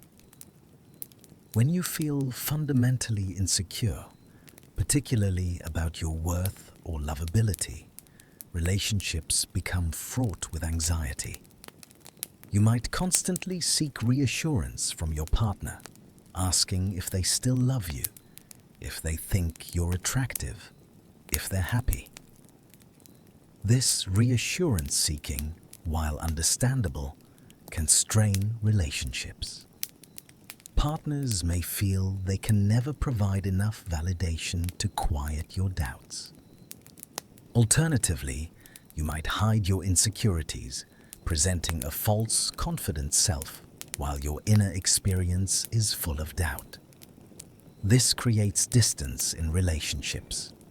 Your partner loves the person you're presenting, but you know they don't really know you. You feel lonely even in relationship, convinced that if they saw your true insecure self, they'd leave. Attachment styles, discussed earlier, play out powerfully here.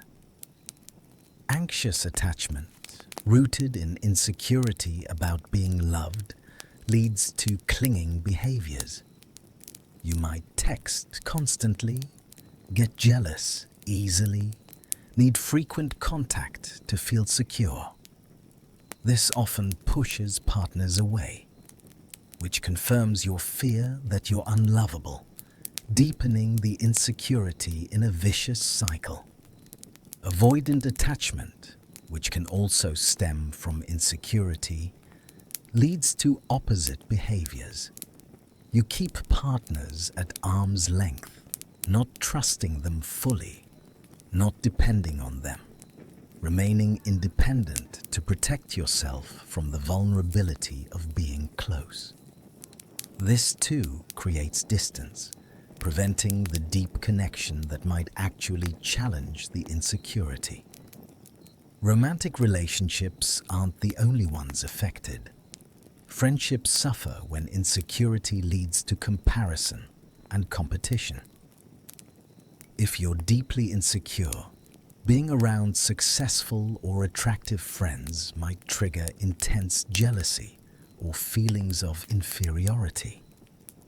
You might withdraw from friendships where you feel less than, or constantly measure yourself against friends, unable to simply enjoy connection.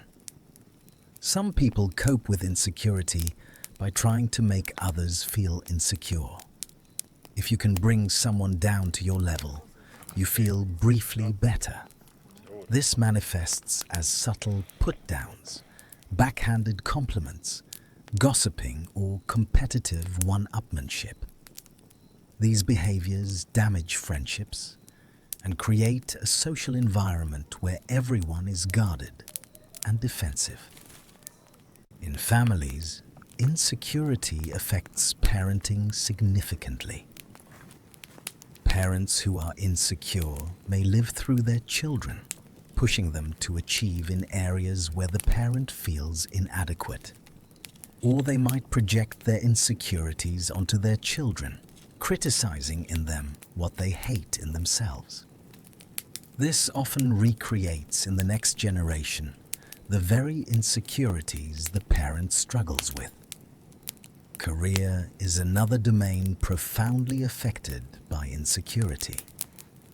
Imposter syndrome, discussed earlier, can prevent people from pursuing opportunities they're qualified for. They don't apply for promotions, don't negotiate salary, don't speak up with ideas, all because they feel they don't deserve more or will be exposed as inadequate.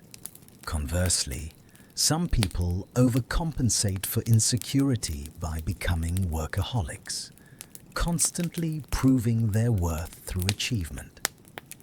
They may succeed professionally, but sacrifice relationships, health, and personal well-being.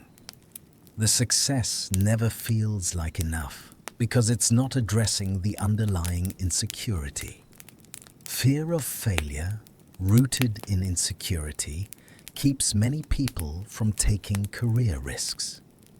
They stay in jobs that feel safe but unfulfilling because trying something new might reveal inadequacy. They avoid challenges where they might not excel. Over time, this creates a life smaller than their potential, defined by what they avoided rather than what they pursued. Decision-making becomes difficult when you're deeply insecure. Every choice feels high stakes because you don't trust your judgment. You might seek excessive input from others, unable to decide without validation. Or you might avoid decisions altogether, letting opportunities pass because making the wrong choice feels too risky. Physical health is affected by insecurity in multiple ways. Eating disorders are perhaps the most obvious example, often rooted in body image insecurity combined with a need to control something when inner life feels chaotic. But insecurity affects health more broadly. Chronic stress from constant self-evaluation and social anxiety takes a toll on the immune system, cardiovascular health, and overall well-being. Some people cope with insecurity through substance use, finding temporary relief from self-consciousness and anxiety in alcohol or drugs. Others neglect physical health because they feel unworthy of care. Why exercise or eat well when you hate your body anyway?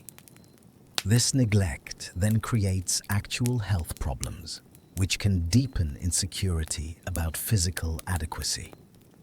Sleep is often disrupted by insecurity. The rumination, the replaying of social interactions, the anxiety about tomorrow, all interfere with the ability to rest. Poor sleep then affects mood, cognitive function, and physical health, creating a cycle where insecurity leads to poor sleep, which exacerbates anxiety and insecurity. Self-fulfilling prophecies represent one of insecurity's most insidious effects. If you believe you're unlikable, you might behave in ways defensive, aloof, needy, that make you harder to like. Others' responses then confirm your belief. If you're convinced you'll fail, you might not try as hard, ensuring failure. If you expect rejection, you might reject first to avoid the pain, pushing away connections you actually wanted. The psychologist Robert Merton identified self-fulfilling prophecy as a powerful social phenomenon. Our beliefs shape our behavior, which influences others' responses, which confirm our beliefs. Insecurity creates negative self-fulfilling prophecies, where our worst fears come true, not because we're deficient, but because our belief in deficiency shapes our actions in ways that create the very outcomes we fear. Opportunity cost is another consideration. All the things you don't do because of insecurity, the trips not taken, the people not approached, the opportunities not pursued, these accumulate over a lifetime. Insecurity creates a smaller life, not because external barriers prevent you from doing things, but because internal barriers keep you playing small. Creativity suffers under insecurity. The fear of judgment, the perfectionism, the belief that your creative expression isn't valuable, all stifle creative impulses. Many people have creative gifts they never develop because insecurity convinces them they're not talented enough, original enough, worthy enough. Financial decisions are affected too. Insecurity might lead to overspending on clothes, appearance, or status symbols to compensate for feeling inadequate. Or it might lead to hoarding resources out of fear and scarcity mindset. Financial insecurity, whether based on actual economic vulnerability or on insecure attachment to wealth and status, creates anxiety that affects every financial choice. Social impact extends beyond individual relationships. Insecure people often don't contribute their voices to important conversations, convinced they have nothing valuable to say. They don't run for office, don't speak at meetings, don't write or create in ways that could influence others. The public sphere is poorer for the missing voices of talented, thoughtful people, silenced by their own insecurity. Ironically, insecurity can also lead to arrogance or aggression. When insecurity is unbearable, some people defend against it by inflating themselves, putting others down, refusing to admit mistakes or show vulnerability. This defensive grandiosity is actually a form of insecurity, just manifesting differently than anxious self-doubt. The accumulation of these effects over years shapes personality and life trajectory in profound ways. Two people with similar talents and opportunities can end up in very different places, depending largely on their level of security or insecurity. The more secure person takes risks, recovers from setbacks, builds relationships, pursues growth. The insecure person holds back, ruminates on failures, struggles with relationships, avoids challenge. This isn't to blame people for their insecurity or its effects. These patterns develop for reasons, as we've discussed. But understanding the ripple effects makes clear why working on insecurity is worth the effort. It's not self-indulgent or vain to address your insecurities. It's necessary for living fully, relating authentically, and contributing what you have to offer. The good news is that ripple effects work in the positive direction too. As you develop more security, as you challenge your insecurities and build self-compassion, the effects ripple outward beneficially. Relationships improve when you're not constantly seeking validation or protecting yourself. Career advances when you're willing to take appropriate risks. Health improves when self-care flows from self-worth rather than self-punishment. Creativity flourishes when perfectionism loosens its grip. Every step toward greater security, every moment of self-compassion, every choice to challenge an insecure belief, these create positive ripples. They affect not just how you feel, but how you live, and ultimately, who you become. The work of addressing insecurity isn't easy, but its effects extend far beyond simply feeling better about yourself. They touch every aspect of living. The defensive mind, coping mechanisms. Human minds are remarkably creative when it comes to protecting us from pain. When insecurity hurts, we don't just sit with that pain. We develop strategies, defense mechanisms, ways of coping that help us manage the discomfort. These defenses are often unconscious, developing automatically over time. Understanding them helps us see how insecurity shapes our behavior in ways we might not recognize. Let's start with avoidance, perhaps the most common defense against insecurity. If you're insecure about your appearance, you might avoid mirrors, cameras, or situations where you'll be visually evaluated. If you're socially insecure, you might avoid parties, meetings, or any situation requiring social performance. If you feel like an impostor, you might avoid opportunities for advancement where your perceived inadequacy might be exposed. Avoidance provides immediate relief. You don't have to face the uncomfortable situation or feeling, but it comes at a cost. Avoidance prevents you from gathering new information that might challenge your insecurity. If you never go to social events, you never discover that you can handle them. If you never take on challenges, you never build confidence in your abilities. Avoidance maintains insecurity by preventing disconfirming experiences. Psychologically, avoidance often leads to what's called a shrinking life. Your world becomes smaller and smaller as you avoid more situations. What starts as avoiding specific triggers expands to avoiding anything associated with those triggers.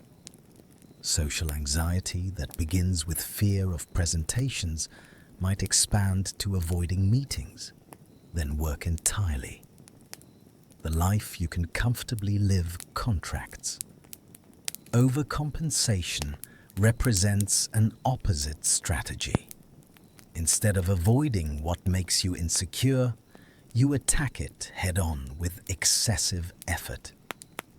Insecure about intelligence?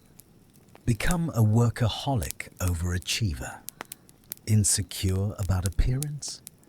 Spend hours daily on grooming and exercise. Insecure about masculinity? Become hypermasculine, aggressive, dominant. The psychologist Alfred Adler wrote about overcompensation as a response to feelings of inferiority. Sometimes this drives positive development, pushing people to excel.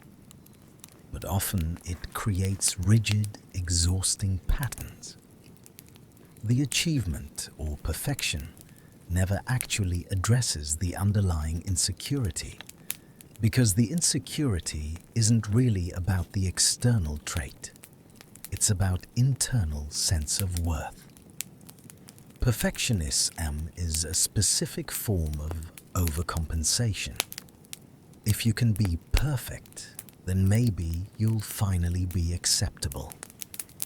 The problem is that perfection is impossible, so this strategy guarantees failure and therefore maintains insecurity. Perfectionists set impossibly high standards, then beat themselves up for inevitably falling short. It's a trap with no exit. Projection involves attributing your own unacceptable feelings or traits to others. If you're insecure about being stupid, you might see others as stupid. If you're insecure about your attractiveness, you might be highly critical of others' appearances. This defense protects you from acknowledging your own insecurity by displacing it outward. Identification involves adopting characteristics, beliefs, or behaviors of someone you admire, or who you want to be like. This can be positive when it involves healthy role modeling. But when driven by insecurity, it becomes inauthentic. You lose yourself in trying to be someone else, hoping that if you can be enough like them, you'll escape your inadequacy. People-pleasing is a defense where you try to gain security through others' approval. If everyone likes you, then maybe you're acceptable. People-pleasers have difficulty setting boundaries, saying no, or expressing their true preferences. They mold themselves to what they think others want. This can work temporarily, gaining superficial approval, but it's exhausting and prevents authentic connection. The defense mechanism of reaction formation involves behaving in ways opposite to your true feelings. Insecure about neediness? Become aggressively independent. Insecure about aggression? Become overly nice. This creates a false self that's exhausting to maintain and prevents you from integrating all aspects of your personality. Intellectualization involves shifting from feeling to thinking. Instead of experiencing the pain of insecurity, you analyze it, theorize about it, discuss it abstractly.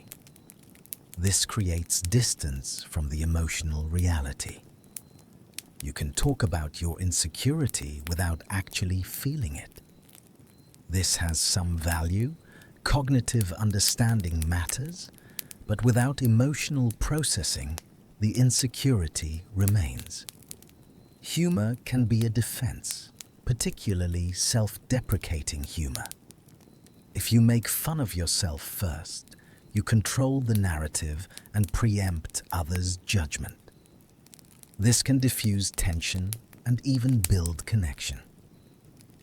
But when constant, self-deprecating humor reinforces negative self-perception, you're repeatedly telling yourself and others that you're inadequate, even if in a joking manner. Grandiosity, mentioned earlier, is a defense where you inflate yourself to ward off feelings of inadequacy. This might look like bragging, one-upmanship, refusing to acknowledge mistakes, or devaluing others to feel superior. It's overcompensation taken to an extreme, creating a false, inflated self to cover the deflated one underneath. Passive aggression emerges when you're too insecure to assert yourself directly, but feel anger or resentment. You express these feelings indirectly through subtle sabotage, withholding, or backhanded comments. This defense allows expression of negative feelings while maintaining deniability, but it damages relationships and doesn't address the underlying issues. Comparison is a defense that feels compulsive. You constantly measure yourself against others, sometimes looking for people you're better than to feel temporarily superior, sometimes comparing upward to confirm your inadequacy. Either way, your sense of self is entirely relative, defined by where you fall in comparison to others rather than by internal standards or values. Seeking reassurance is another common defense. You repeatedly ask partners, friends, or family if you're okay, if they love you, if you did well. Each reassurance provides temporary relief, but the relief doesn't last because external reassurance can't fix internal insecurity. So you need more reassurance, becoming increasingly dependent on others' validation. Control is a defense that emerges from the chaos of insecurity. If you can control your environment, your appearance, your performance, others' perceptions, maybe you can prevent the pain of inadequacy. This might manifest as rigid routines, micromanaging, or obsessive behavior around areas of insecurity. Numbing through substances, excessive consumption or distraction is a defense that simply makes you less aware of the pain. You can't feel insecure if you're intoxicated, absorbed in screens, or constantly busy. This provides relief, but at the cost of disconnection from self and life. Now, it's important to understand that these defenses aren't inherently bad. They develop for good reasons. They protect us from overwhelming pain. They help us function when we might otherwise collapse. The problem is when they become rigid, automatic, and primary ways of relating to insecurity, rather than temporary strategies. Healthy coping with insecurity involves awareness and flexibility. You notice when you're using a defense and consciously decide if it's serving you. Sometimes avoidance is appropriate. Sometimes humor helps. Sometimes intellectualizing creates useful perspective. The question isn't whether you use defenses, but whether they're helping or hurting, whether they're conscious or unconscious, whether they're allowing growth or preventing it. The goal isn't to eliminate defenses, but to develop more adaptive ones, and to rely less on defenses overall as you build actual security. As self-compassion increases, you need less defense. As you become more comfortable with imperfection, you need less overcompensation. As you develop authentic relationships, you need less people-pleasing. Understanding your particular defensive patterns is enlightening. You might notice that when insecurity spikes, you do certain predictable things. Withdraw, get controlling, seek reassurance, become critical, work compulsively, use humor, compare yourself to others. These patterns make sense given your history. They're not character flaws. They're adaptive strategies that helped you survive emotional pain. But you can learn new strategies. Ones that don't cost as much in terms of authenticity, relationships, opportunities, and well-being. Ones that actually address insecurity rather than just managing it. This learning requires patience with yourself, willingness to try new responses, even when they feel uncomfortable, and often support from therapy or trusted others. The defensive mind is trying to protect you. It's not your enemy, even when its strategies cause problems. But as you grow in security, as you develop more compassionate relationship with yourself, you need less protection. You can allow yourself to be vulnerable, to feel inadequate without it being catastrophic, to be seen in your imperfection without defending or hiding. This is both the goal and the path. Less defended, more authentic, more present, more alive. The path forward: understanding and awareness. We've traced insecurity from its origins through its effects, understanding its structure and the ways we try to cope with it. Now we turn to the question that matters most. How do we move forward? How do we heal, grow, find peace with ourselves? The journey doesn't begin with fixing or changing. It begins with understanding and awareness. Awareness is the foundation of all psychological healing. You can't change what you're not aware of. For insecurity, awareness means noticing when it's present, recognizing its voice, understanding its patterns. This sounds simple, but it's actually quite radical. Most of us are so immersed in our insecure thoughts that we don't recognize them as thoughts. They feel like reality, objective truth about our inadequacy. Mindfulness practice teaches us to observe thoughts without identifying with them. Instead of "I am inadequate," you learn to notice, "I'm having the thought that I'm inadequate." This small shift creates space. The thought is no longer an absolute truth, it's a mental event you're observing. This space allows for curiosity. Where does this thought come from? What triggered it? Is it based on current evidence or old patterns? Keeping a journal can deepen awareness. Write about moments when insecurity arises. What happened? What did you think and feel? What did you do? Over time, patterns emerge. You might notice that insecurity spikes in certain situations, around certain people, or when you're tired or stressed. You might recognize specific triggers: criticism, comparison, perceived failure, social evaluation. Understanding your triggers gives you predictive power.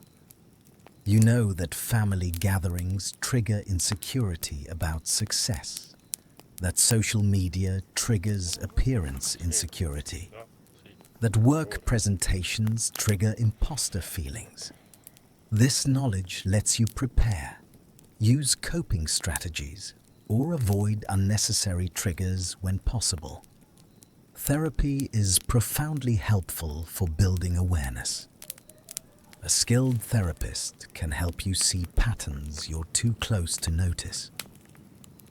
They can point out defensive strategies, identify core beliefs underlying insecurity, and help you trace where these beliefs originated. Different therapeutic approaches offer different tools for addressing insecurity. Cognitive behavioral therapy, or CBT, focuses on identifying and changing distorted thinking patterns. The premise is that thoughts affect feelings and behavior. If you can change problematic thoughts, you can change emotional experience and behavioral patterns. CBT therapists help you identify cognitive distortions like all-or-nothing thinking, overgeneralization, mental filtering, and catastrophizing. For example, the thought "everyone thinks I'm boring" is an overgeneralization. A therapist would help you examine evidence. Do you actually know what everyone thinks? Have there been times when people seemed interested? Is there alternative interpretation of the evidence? This process doesn't immediately eliminate insecurity, but it loosens its grip by showing that your harsh judgments aren't necessarily accurate. CBT also involves behavioral experiments. If If you believe you're socially incompetent, you might design an experiment. Attend a social event and observe what actually happens rather than what your anxiety predicts. Often, reality is less catastrophic than anxiety suggests. These experiments build evidence against insecure beliefs. Acceptance and commitment therapy, or ACT, takes a different approach.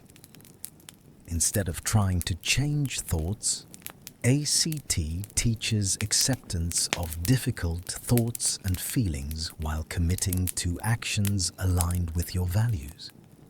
The premise is that struggling against uncomfortable internal experiences often makes them worse. Acceptance creates freedom. A CT uses metaphors and exercises to help you relate differently to your mind. Thoughts are seen as just words, not truths. Feelings are seen as passing experiences, not commands. You learn to notice insecurity without being controlled by it. You can feel like an impostor and still give the presentation. You can feel unattractive and still go to the party. The feeling doesn't have to dictate behavior. Psychodynamic therapy explores unconscious patterns and past experiences that contribute to current insecurity. This approach believes that unresolved childhood experiences continue to affect us in ways we don't recognize. Through exploring past relationships, early messages, and defense mechanisms, you gain insight into why you developed the insecurities you have. This understanding doesn't immediately fix things, but it's healing in itself. When you recognize that your imposter feelings relate to never feeling good enough for a parent, that your social anxiety connects to childhood bullying, that your body shame comes from family messages about appearance, something shifts. The insecurity becomes less about objective inadequacy and more about understandable response to difficult experiences.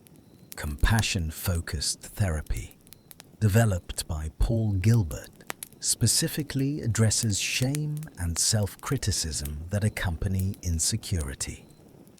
This approach recognizes that many people's relationship with themselves is harsh and attacking. The therapy helps develop a compassionate inner voice, learning to relate to yourself with kindness, understanding, and warmth rather than judgment. This involves practices like compassionate self-talk, imagining what a compassionate figure would say to you, and developing self-soothing skills. It also involves understanding the evolutionary roots of insecurity and shame, seeing them as old systems designed for different environments, not accurate assessments of your worth. Group therapy offers unique benefits for insecurity. Being in a room with others who share similar struggles reduces isolation. You see that you're not alone, that insecurity is common, that others understand. Group members often offer each other perspective and support that's powerful precisely because it comes from peers, not an authority figure. Specialized groups exist for specific insecurities. Body image groups, social anxiety groups, adult children of alcoholics, imposter syndrome workshops. These create communities of understanding where you can practice new ways of relating without the performance pressure of ordinary social situations. Medication can be helpful, particularly for anxiety that underlies much insecurity.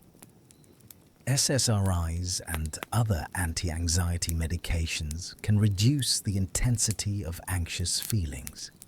creating space to do the psychological work of addressing insecurity.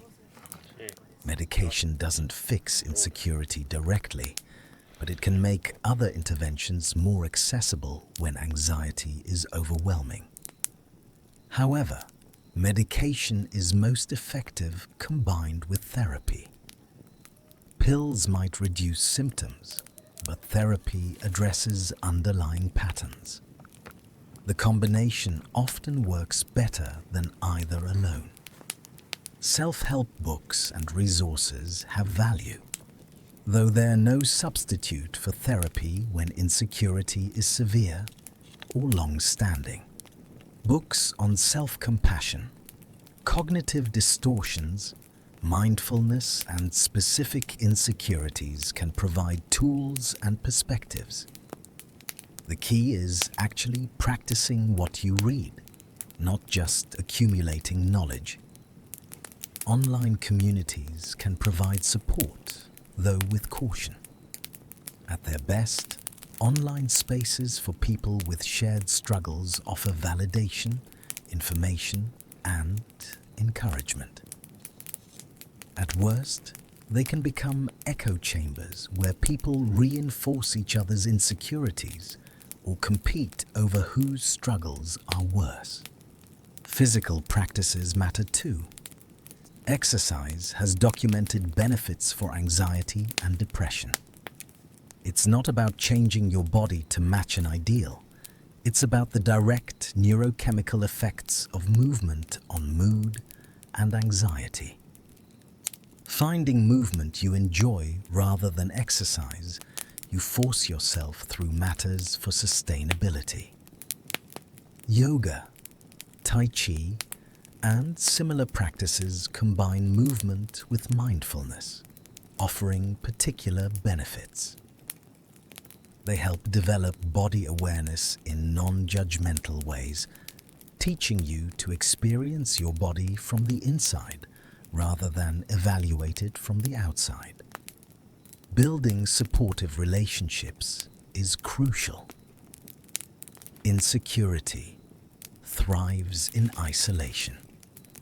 Having even one or two people with whom you can be authentic, sharing insecurities without judgment, provides enormous relief. These relationships show you that you can be known and still accepted, challenging the belief that your true self is unacceptable. Mentorship can help with professional insecurities. Having someone further along who can normalize struggle, provide perspective, and offer guidance reduces imposter feelings. You see that even successful people experience doubt, made mistakes, felt insecure. Success doesn't require perfection. It requires persistence despite imperfection. Creative expression offers another path.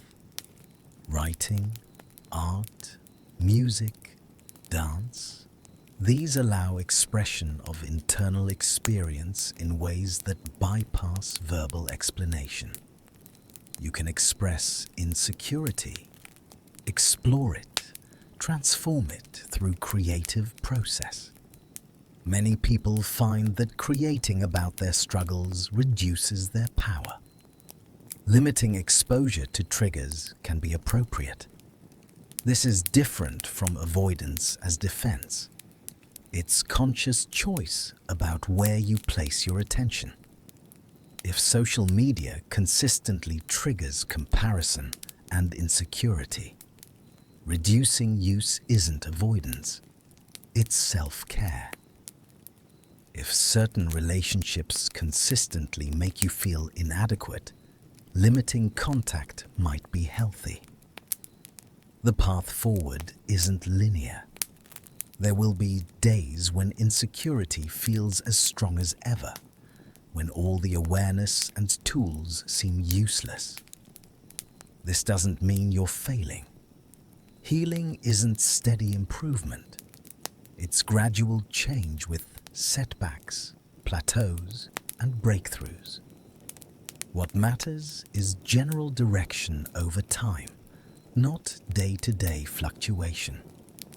Self-compassion during difficult periods is essential. You'll have moments of intense self-criticism, of feeling like you're not improving fast enough, of wanting to give up. These moments themselves are opportunities to practice what you're learning. Can you notice the harsh inner voice without believing it completely? Can you offer yourself kindness even when you feel like you don't deserve it?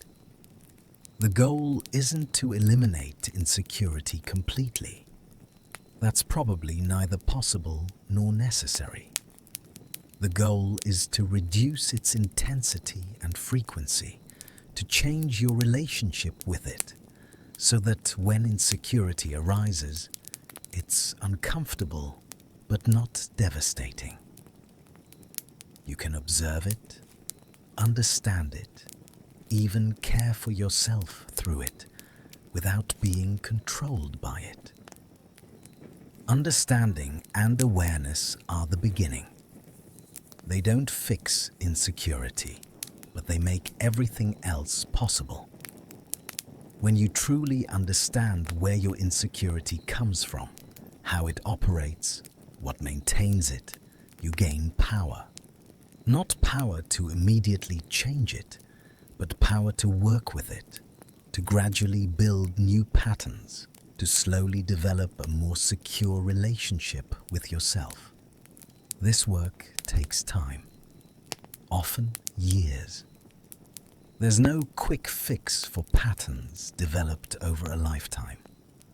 But every moment of awareness, every instance of choosing self-compassion over self-criticism, every small step toward more authentic living, these accumulate.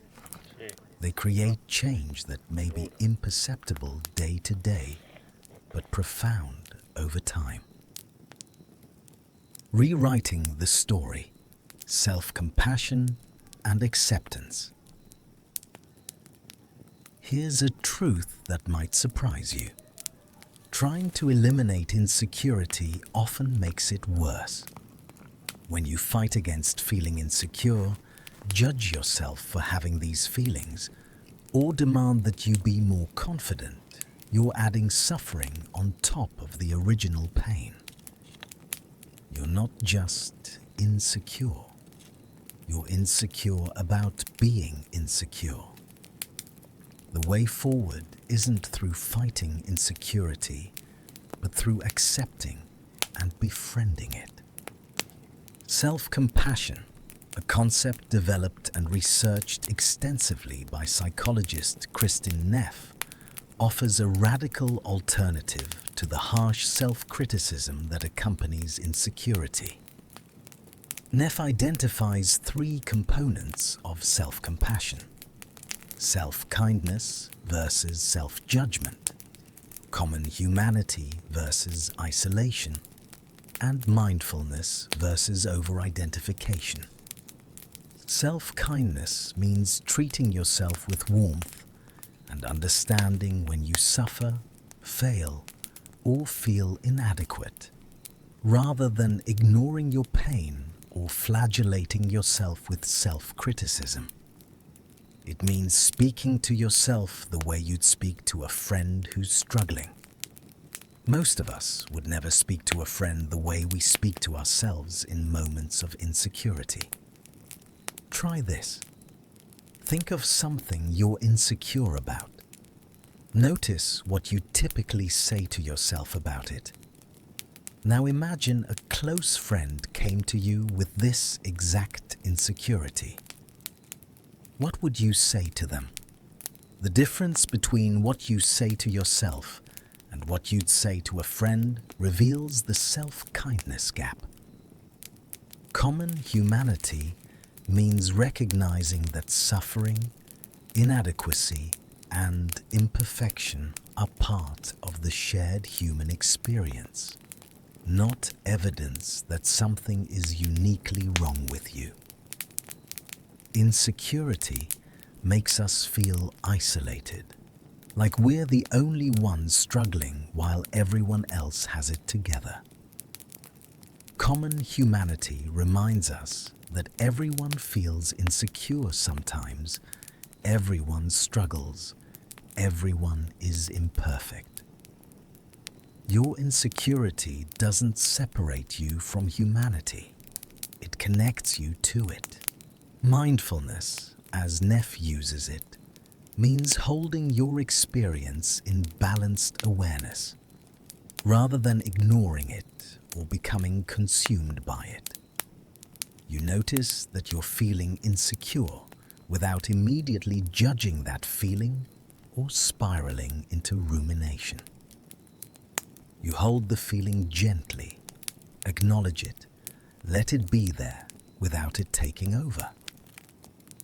Research on self-compassion has found remarkable benefits. People who practice self-compassion have lower levels of anxiety and depression, greater emotional resilience, more stable self-worth, and better relationship satisfaction.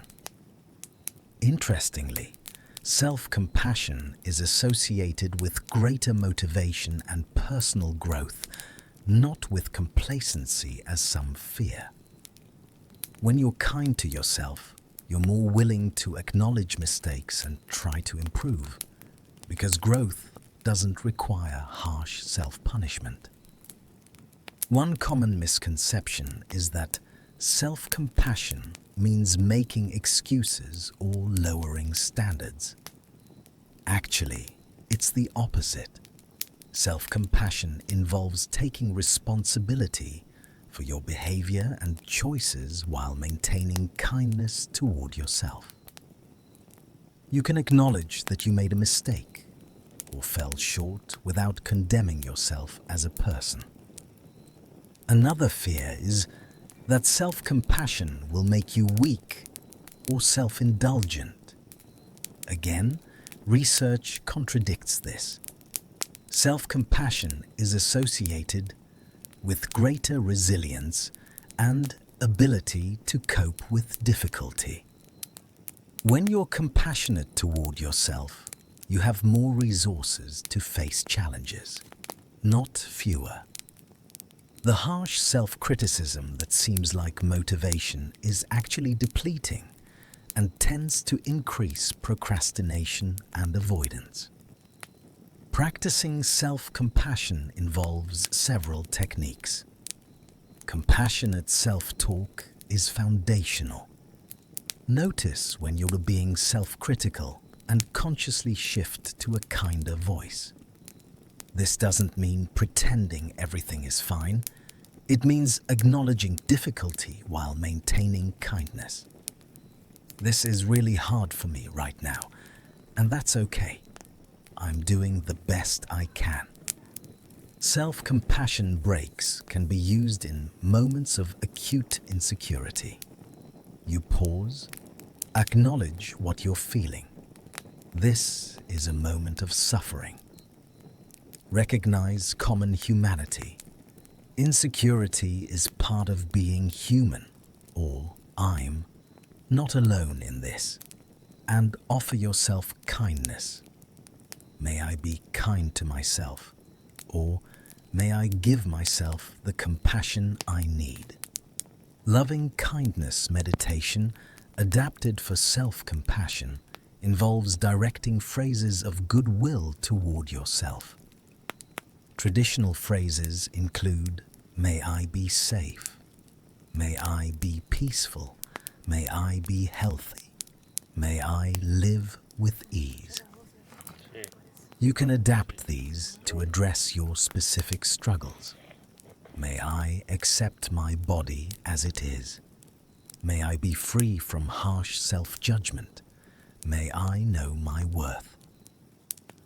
The compassionate letter writing exercise involves writing a letter to yourself about something you're insecure about, but writing from the perspective of a compassionate friend. What would a loving, wise friend say to you? This exercise helps access the compassion you have for others, and turn it toward yourself. Acceptance is closely related to self-compassion, but deserves its own attention. Acceptance doesn't mean liking or approving of everything about yourself. It doesn't mean resignation or giving up. Acceptance means acknowledging reality as it is, without denial or struggle, while remaining free to take action toward its change if you choose. The psychologist Carl Rogers believed that the curious paradox is that when I accept myself just as I am, then I can change. When you're constantly fighting against yourself, judging and rejecting aspects of who you are, that energy goes into the fight.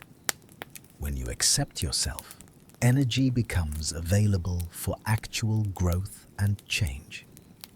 Acceptance of insecurity specifically means acknowledging that yes, you feel insecure sometimes. You have parts of yourself you're uncomfortable with. You compare yourself to others. You doubt yourself. Rather than seeing this as a shameful failure, you can see it as human. You can be insecure and still live fully. The ACT approach teaches making room for difficult feelings. Imagine your insecurity as an unwelcome guest at a party. You have options.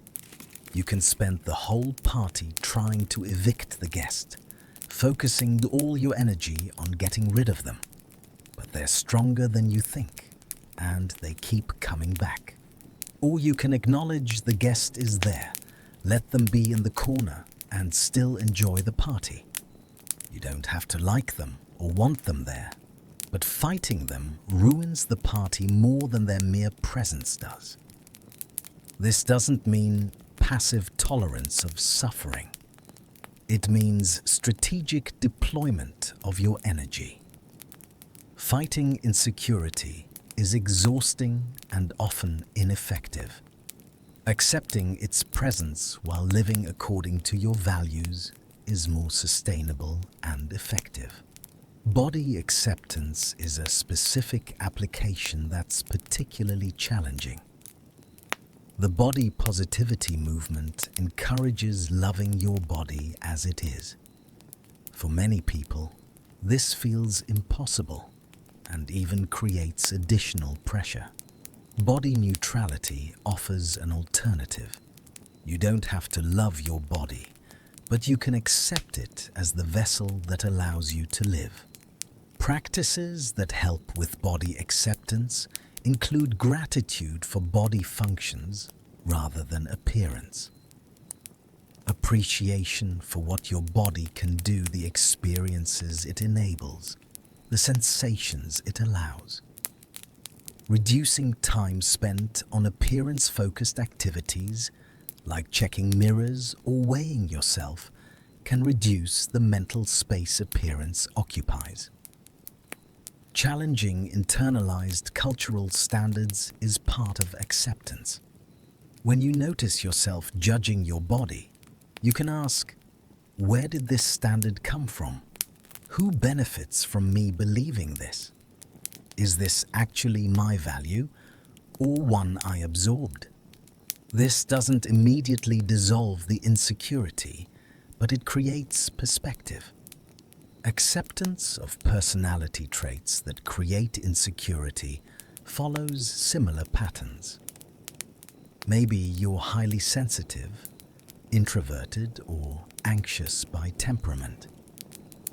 Rather than seeing these as defects to fix, you can accept them as part of your wiring while learning to work with them effectively.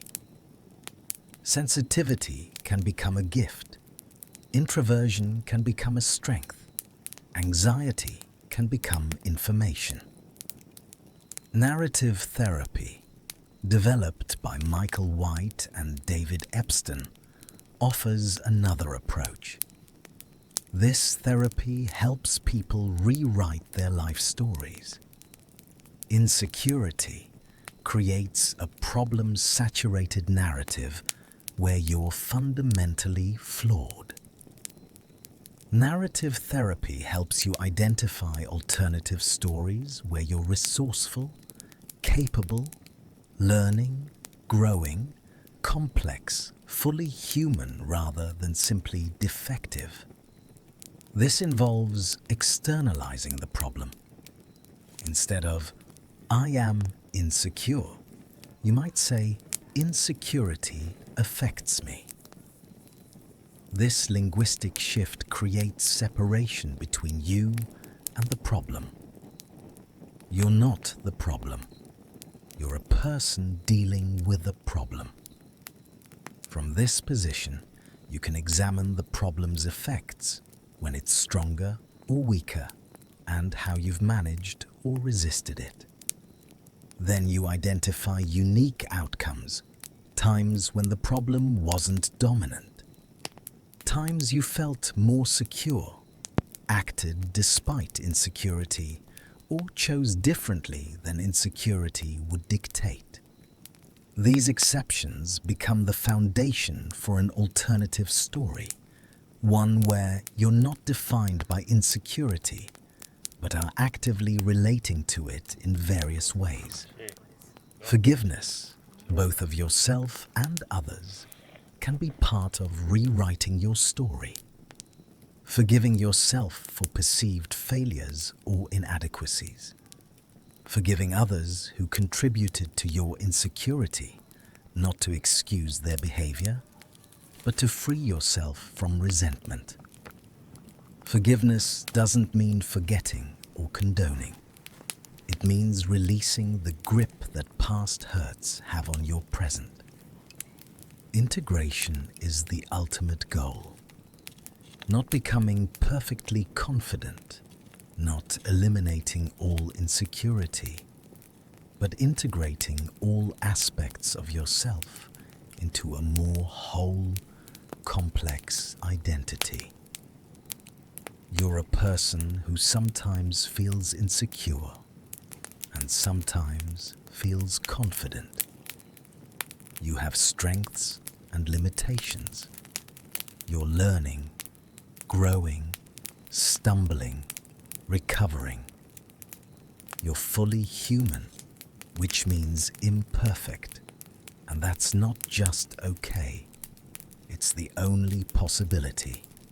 The psychologist James Hollis writes about the second half of life being about moving from who we were told to be toward who we actually are.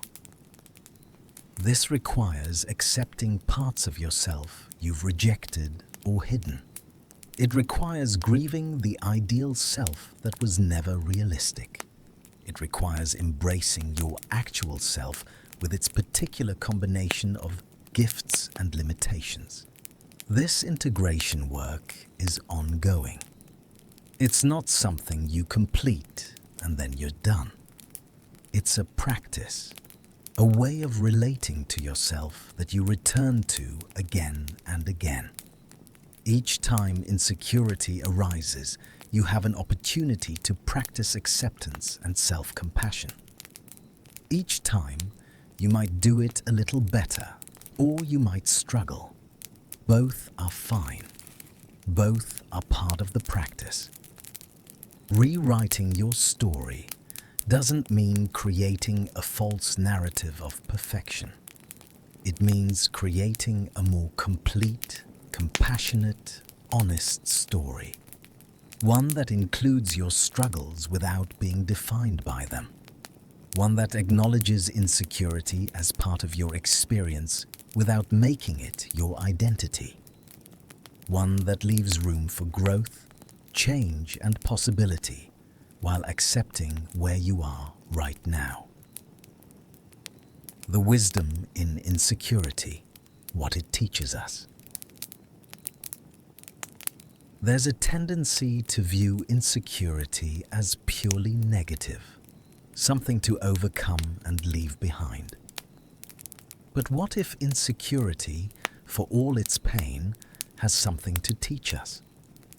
What if the very sensitivity that makes us vulnerable to insecurity is also the source of some of our greatest capacities as human beings? Let's start with empathy. The psychologist Carl Rogers believed that empathy, the ability to understand and feel with another person, comes partly from our own experiences of suffering. When you felt inadequate, you recognize that feeling in others. When you've struggled with self-doubt, you can meet others' doubt with understanding rather than judgment. People who've never questioned themselves, who've never felt insecure, often lack this quality.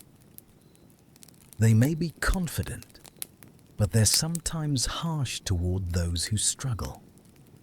They don't understand why someone can't just be more confident, take more risks, stop worrying what others think. They lack the insider knowledge that insecurity provides. Your insecurity connects you to the vast majority of humans who also feel insecure. It gives you insight into the human condition. It helps you recognize that beneath the confident exteriors most people present, there's usually vulnerability and self-doubt. This recognition softens your interactions, increases patience, reduces judgment. Humility is another gift of insecurity. Not the false humility that's actually self-deprecation, but genuine humility, recognition of your limitations, acknowledgement that you don't have everything figured out, openness to learning. People who are deeply secure in an inflated sense of superiority often become rigid, defensive, unable to acknowledge mistakes or grow. Insecurity, when not overwhelming, can keep you honest with yourself. It prevents the kind of grandiosity that leads to harmful behavior. It reminds you that you're human, fallible, in need of others. This humility is the foundation for authentic connection and continued growth. Motivation often has roots in insecurity. Many great achievements come from people trying to prove something, to overcome a sense of inadequacy. Artists create to express feelings they can't articulate otherwise. Scientists discover to satisfy curiosity born from not knowing. Activists fight injustice because they've experienced marginalization or have connected with others' suffering. This doesn't mean insecurity is necessary for achievement, or that achievement will resolve insecurity. It usually doesn't. But it suggests that the drive to improve, to create, to contribute, often comes from a place of feeling incomplete.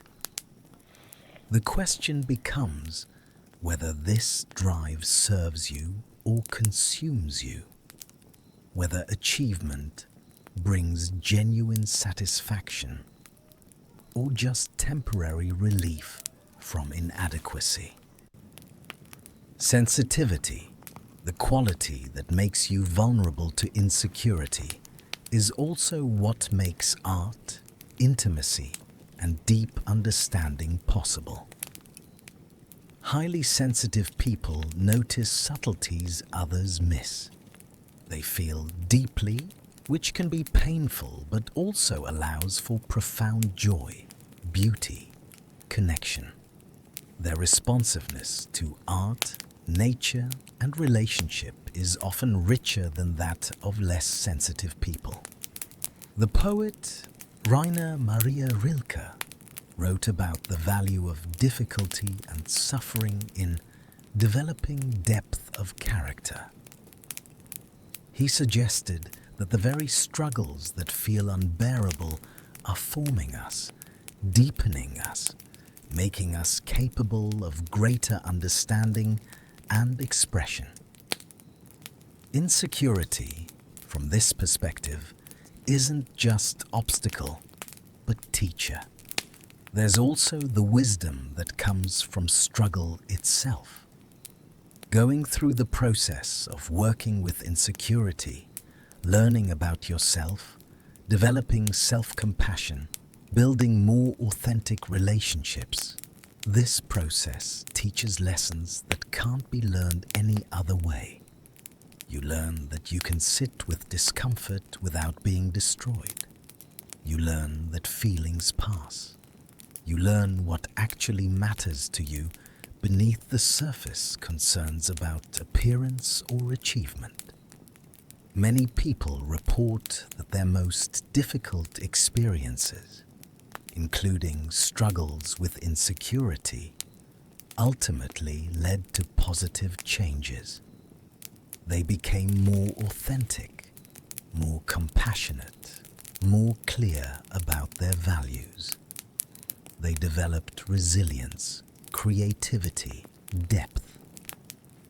None of this means suffering is good or that it's necessary for growth. But it suggests that when suffering occurs, it can be metabolized into wisdom if we approach it with awareness and compassion. Insecurity also highlights interdependence. When you're struggling, you need others.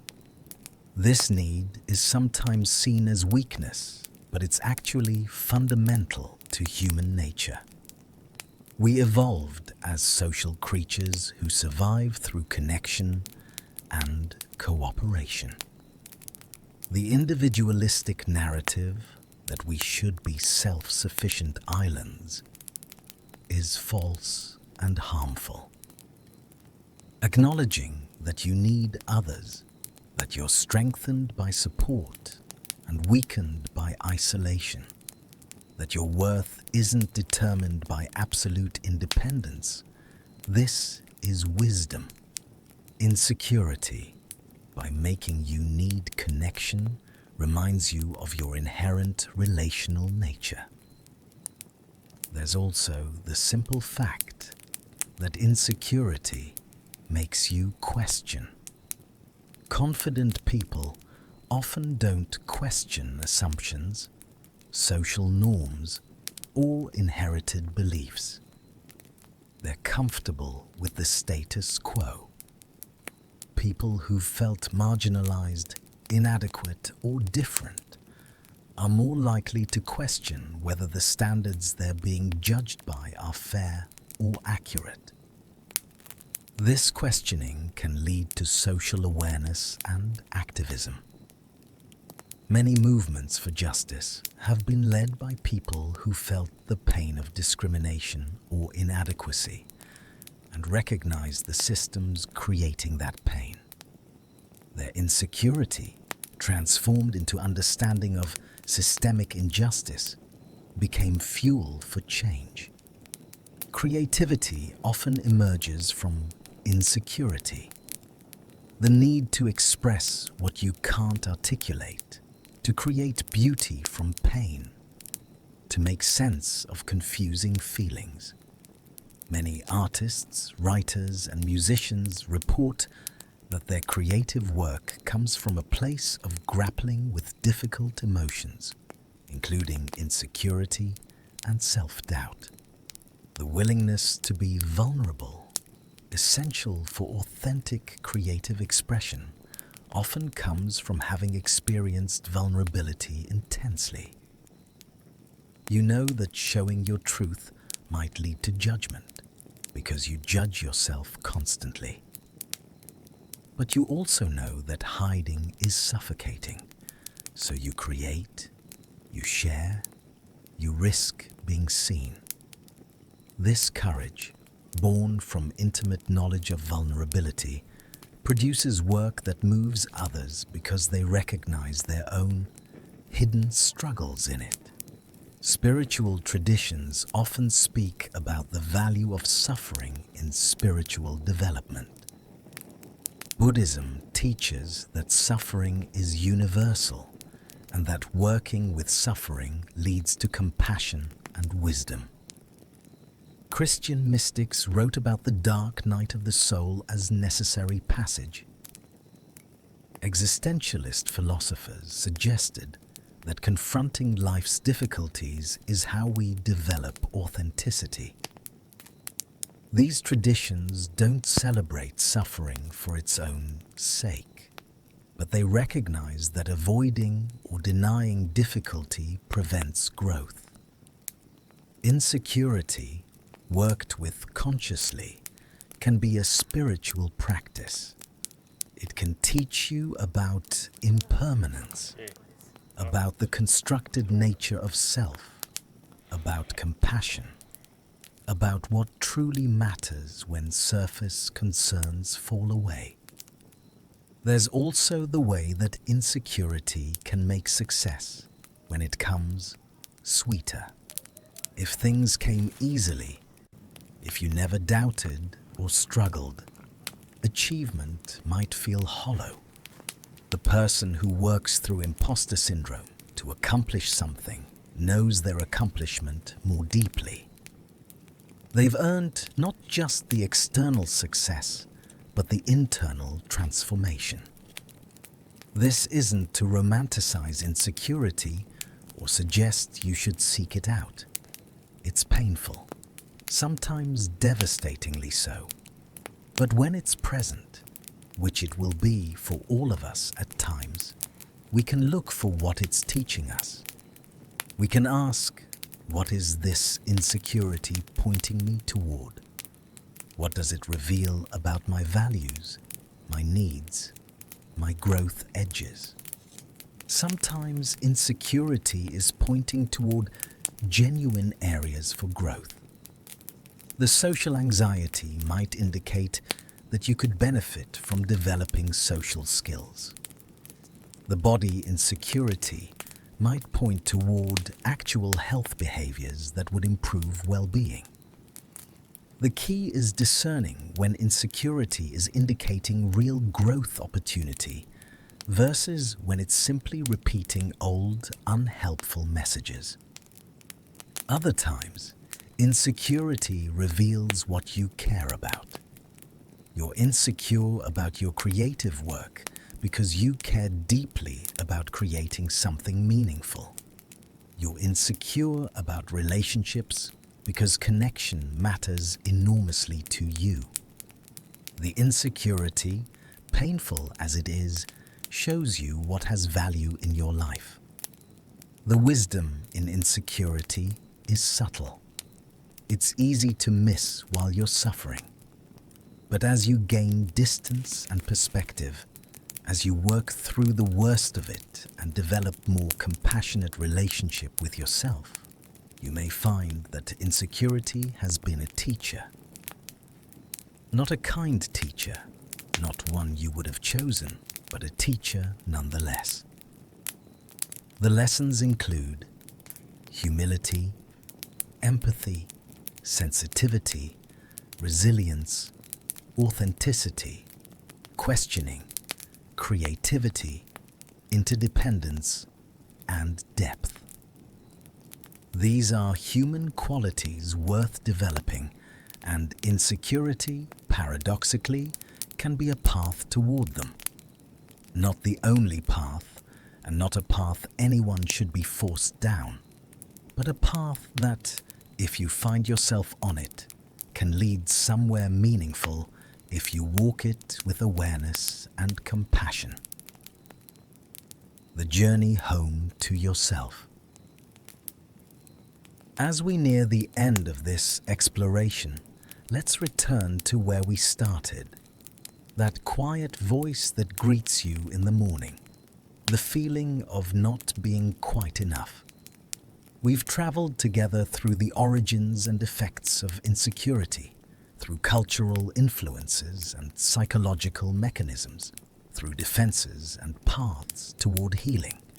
Now we arrive at integration, at what it means to live with insecurity in a way that allows you to be whole. The journey toward wholeness isn't about reaching a destination where insecurity no longer exists. It's about changing your relationship with insecurity so profoundly that its presence no longer prevents you from living fully. It's about coming home to yourself, all of yourself, including the parts that doubt and struggle. This coming home requires first accepting that you're on a journey. Western culture often treats personal growth as a project with a completion date. You fix your problems, you achieve your goals, you become the person you're supposed to be, and then you're done. But human development doesn't work that way. You're never done growing, learning, changing. There's no final version of yourself to achieve. Accepting the ongoing nature of the journey reduces pressure. You don't have to have everything figured out. You don't have to be perfectly secure. You're allowed to be in process, always. This permission itself reduces insecurity because you're not failing at being finished. You're succeeding at continuing. Integration means bringing together all the parts of yourself that you've kept separate: the confident self and the insecure self, the achieved self and the struggling self, the public presentation and the private reality. When these fragments can exist together, acknowledged and accepted, you experience a sense of wholeness. This integration is what psychologist Carl Jung called individuation. Becoming your true self, not a self constructed from external demands or internal ideals, but the self that emerges from honest self-encounter. This process requires facing your shadow, the parts of yourself you've rejected or denied, including your insecurity. The paradox is that insecurity loses much of its power when you stop trying to eliminate it. When you can say, yes, I feel insecure sometimes, and that's part of being human, it stops being a shameful secret. When you can share your insecurities with trusted others and experience that they don't reject you, the fear of rejection loses its grip. Authenticity becomes possible when you're not performing constant confidence. You can show up as you actually are, sometimes certain, sometimes doubtful, sometimes strong, sometimes vulnerable. This authenticity deepens relationships because others can relax their performances too. Real connection happens between real people, not between the polished versions we present when we're hiding our insecurity. Living according to your values, rather than trying to prove your worth, is another aspect of coming home. When your actions are driven by what matters to you, rather than by trying to be good enough, life gains coherence and meaning. You're not working to earn worth. You're expressing the worth you already have by living in alignment with what you care about. This requires identifying your values, which can be harder than it sounds. Insecurity often obscures values. You might be pursuing things you don't actually care about because you think they'll make you acceptable. Career success you don't really want. Relationships that don't fulfill you. Appearance standards that aren't yours. Coming home to yourself means discerning what's actually yours and what you've adopted from outside. Solitude becomes valuable, even necessary in this journey. Not isolation born from insecurity, but chosen time alone to listen to yourself. In the constant noise of external demands and internal criticism, the quiet voice of your authentic self can be hard to hear. Solitude creates space for that voice to emerge. Practices like meditation, journaling, walking in nature, or simply sitting quietly without distraction allow you to reconnect with yourself. These practices aren't about achieving anything. They're about being with yourself without agenda, meeting whoever you find there with acceptance. Forgiveness of yourself becomes essential. Forgiveness for the years spent hating your body, for the opportunities missed due to fear, for the relationships damaged by your defenses, for the time wasted on impossible standards. This forgiveness isn't about condoning these things, but about releasing the burden of regret and self-punishment. You did the best you could with the tools and understanding you had at the time. Your insecurity developed for reasons. Your choices made sense given your beliefs and circumstances.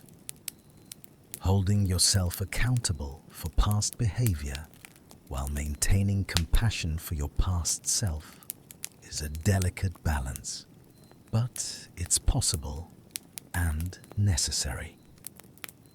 Building a life that supports security rather than triggering insecurity is practical wisdom. This might mean changes, limiting time with people who consistently make you feel inadequate, reducing social media use, choosing work that aligns with your strengths, creating daily rhythms that include self-care, surrounding yourself with art and ideas that nourish rather than deplete. These aren't avoidances, they're conscious choices about where you direct your limited energy. You can't control all circumstances, but you can influence many of them. Creating an environment that supports your well-being is taking responsibility for your healing. Generativity, the concept from Erik Erikson's developmental theory, becomes important as you heal. This is the desire to create, contribute, and guide the next generation. When you've worked through your own struggles with insecurity, you naturally want to help others with theirs.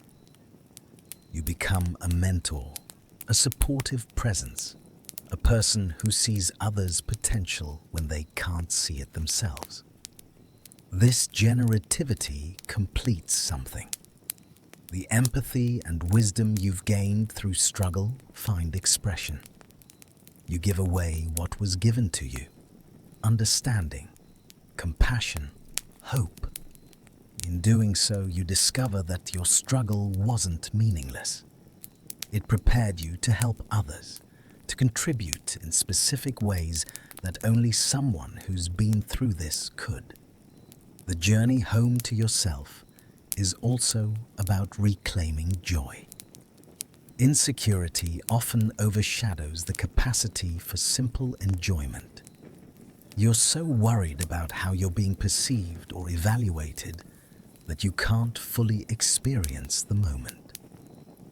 Learning to be present, to let yourself feel pleasure without immediately analyzing or diminishing it. To delight in small things, this is coming home.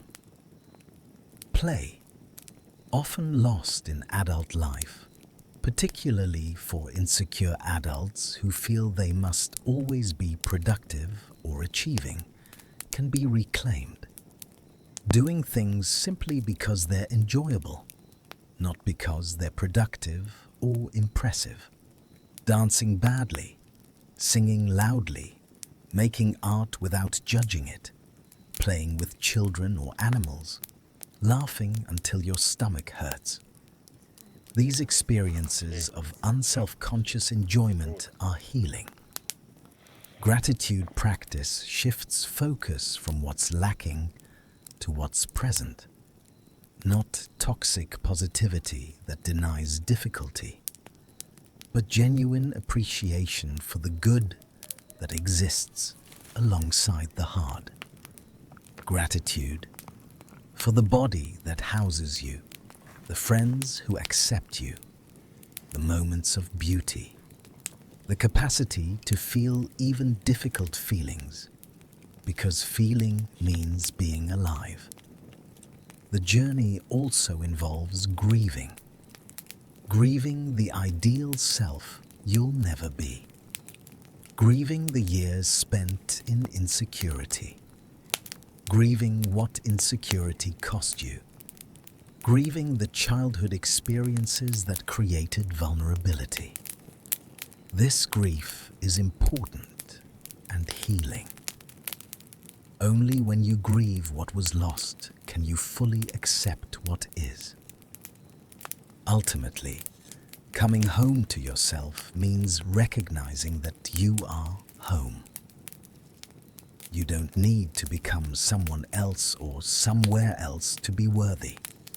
You are, right now, in this moment, with all your imperfections and insecurities, enough.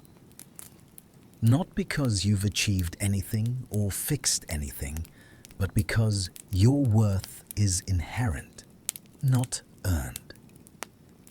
This recognition isn't usually a single dramatic realization. It's more like a gradual settling, a slow softening of the constant striving and proving. Moments when you catch yourself being genuinely comfortable in your own skin. Times when insecurity arises but doesn't consume you. Days when you realize you didn't think about your appearance or worry about others' judgments. The journey home is both epic and ordinary. It involves profound psychological work and simple daily choices. It requires courage and gentleness, effort and surrender, solitude and connection. It's the most important journey you'll take. And it leads not somewhere else, but right here. To this present moment. To this body. To this life. To yourself. And when you arrive home, when you find yourself with all your beautiful imperfection, you discover what you were seeking all along. Not perfection. Not the absence of insecurity. Not even complete confidence. What you discover is peace. The peace of self-acceptance. The peace of knowing you're enough. The peace of being home in yourself. Closing. A final reflection. We've traveled far together tonight through the landscape of insecurity. We've seen its origins in childhood experiences and cultural messages. We've understood its structure in the architecture of self. We've traced its effects through relationships, careers, and daily life. We've explored the defenses we build and the paths toward healing. We've found wisdom in the struggle and imagined the journey home. If you remember only one thing from this long, quiet exploration, let it be this.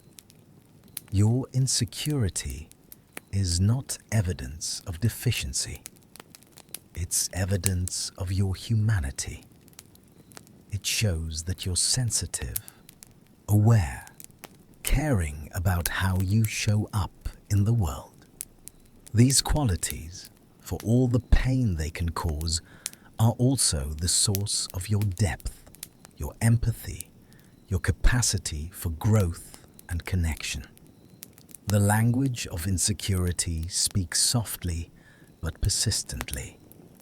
You can't silence it completely, and you don't need to. What you can do is learn to speak back in a language of self-compassion and acceptance. You can learn to question the harsh judgments, challenge the distorted standards, and gradually build a kinder relationship with yourself. This work takes time. Be patient with yourself. Every moment of awareness, every instance of self-compassion, every small step toward authenticity, these matter. They accumulate slowly into transformation. You won't wake up one day completely secure, but you might wake up one day and realize that insecurity no longer defines your experience, that it's there sometimes, but so is confidence, peace, and self-acceptance. Remember that you're not alone in this. Everyone you encounter is carrying their own insecurities, fighting their own battles with that quiet voice. This shared struggle is part of what makes us human, what connects us beneath our carefully maintained surfaces. When you can hold your insecurity with compassion, you naturally become more compassionate towards others and their struggles. The standards you measure yourself against, many of them were constructed by cultures, industries, and histories that have nothing to do with your actual worth. You can question these standards. You can choose different measures. You can decide that your value doesn't depend on meeting anyone's criteria, that it's inherent and unchangeable, present from the moment you existed. Your body, whatever you think of it, is a remarkable organism. It allows you to experience existence, to feel sunshine and taste food and hear music and touch others. It's working constantly to keep you alive, to heal injuries, to maintain balance. Maybe you can't love it, and that's okay. But perhaps you can appreciate it, thank it, treat it with respect even when it doesn't match your ideals. Your personality, your quirks, your sensitivity, your way of being, these aren't flaws to fix.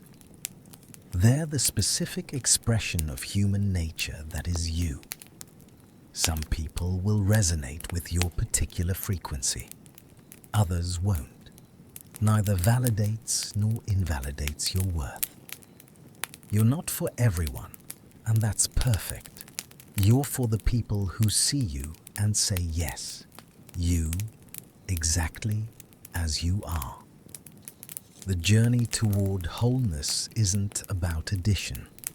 It's about subtraction. Removing the false beliefs, the harsh judgments, the impossible standards.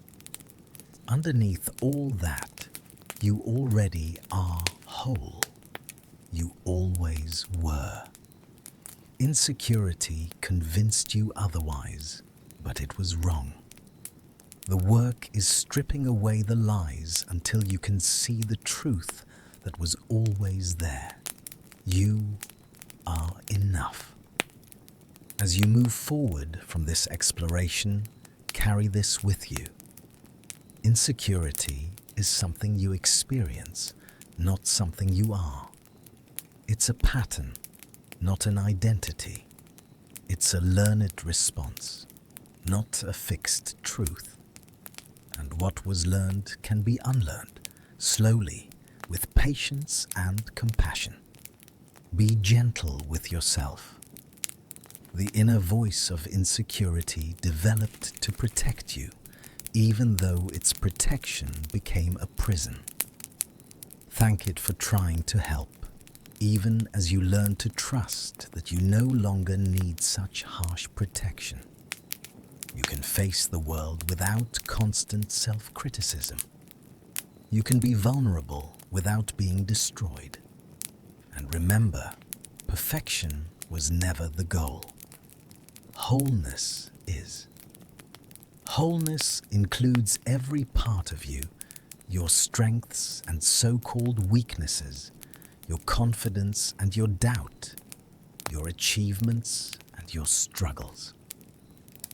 When you can embrace all of it, when you can be honestly, messily, imperfectly human, that's when you're most truly yourself. That's when you're home. Thank you for walking this path with me tonight. If these quiet reflections on insecurity, on being human, on finding peace with yourself have resonated with you, you can follow Sleepable Psychology for more calm, curious explorations of the human mind.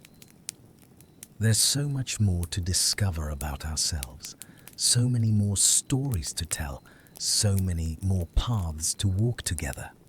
For now, rest. Let these ideas settle. Let yourself simply be, without judgment, without performance, without the need to be anything other than what you are in this moment. You are enough.